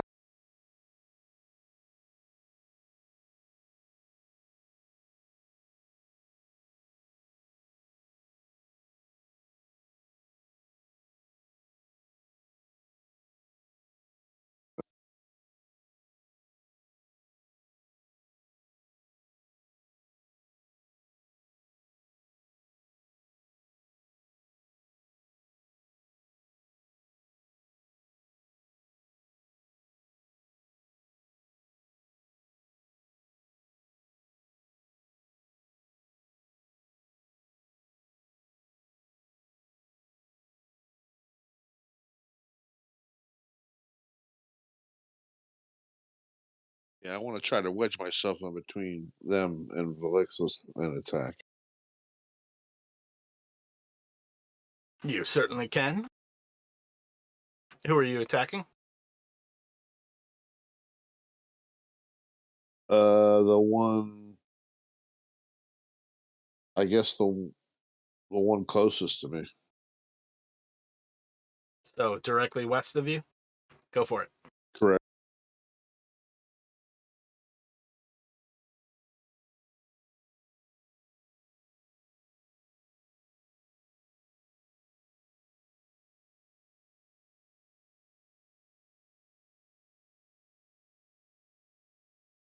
And I'll use my secondary attack.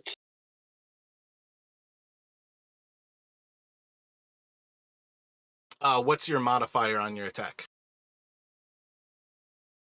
I'm using the Dex +3.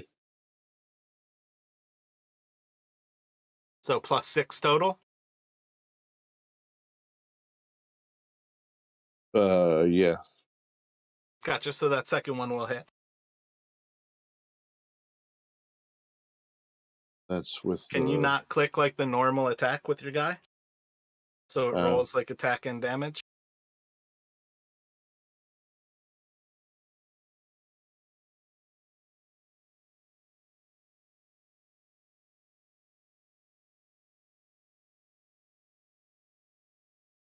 second one hit, right? Second one does indeed hit.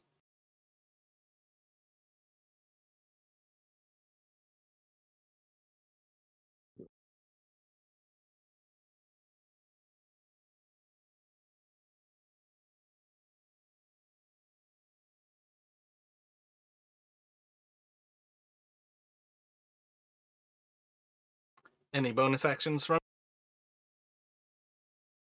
I'm going to perform. I can perform dodge, correct? I believe that is part of your not step of the wind, but I'm pretty sure dodge is the one of the options for a monk. I think it costs 1 key point to do that. Oh, you can't do it as part of the. Then I'll just make an attack with my bonus action.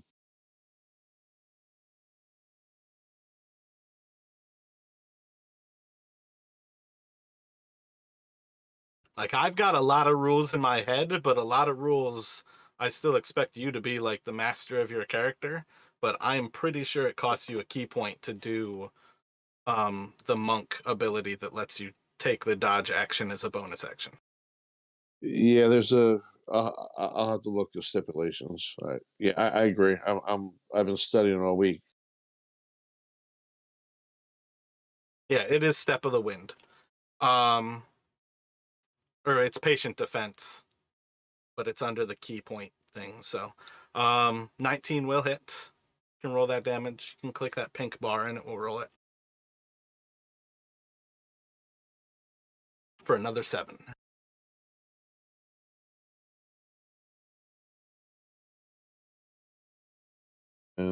That should do me.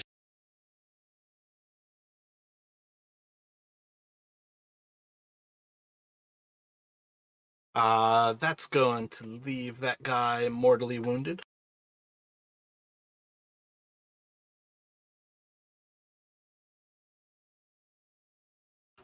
And one more surprise for Brennick.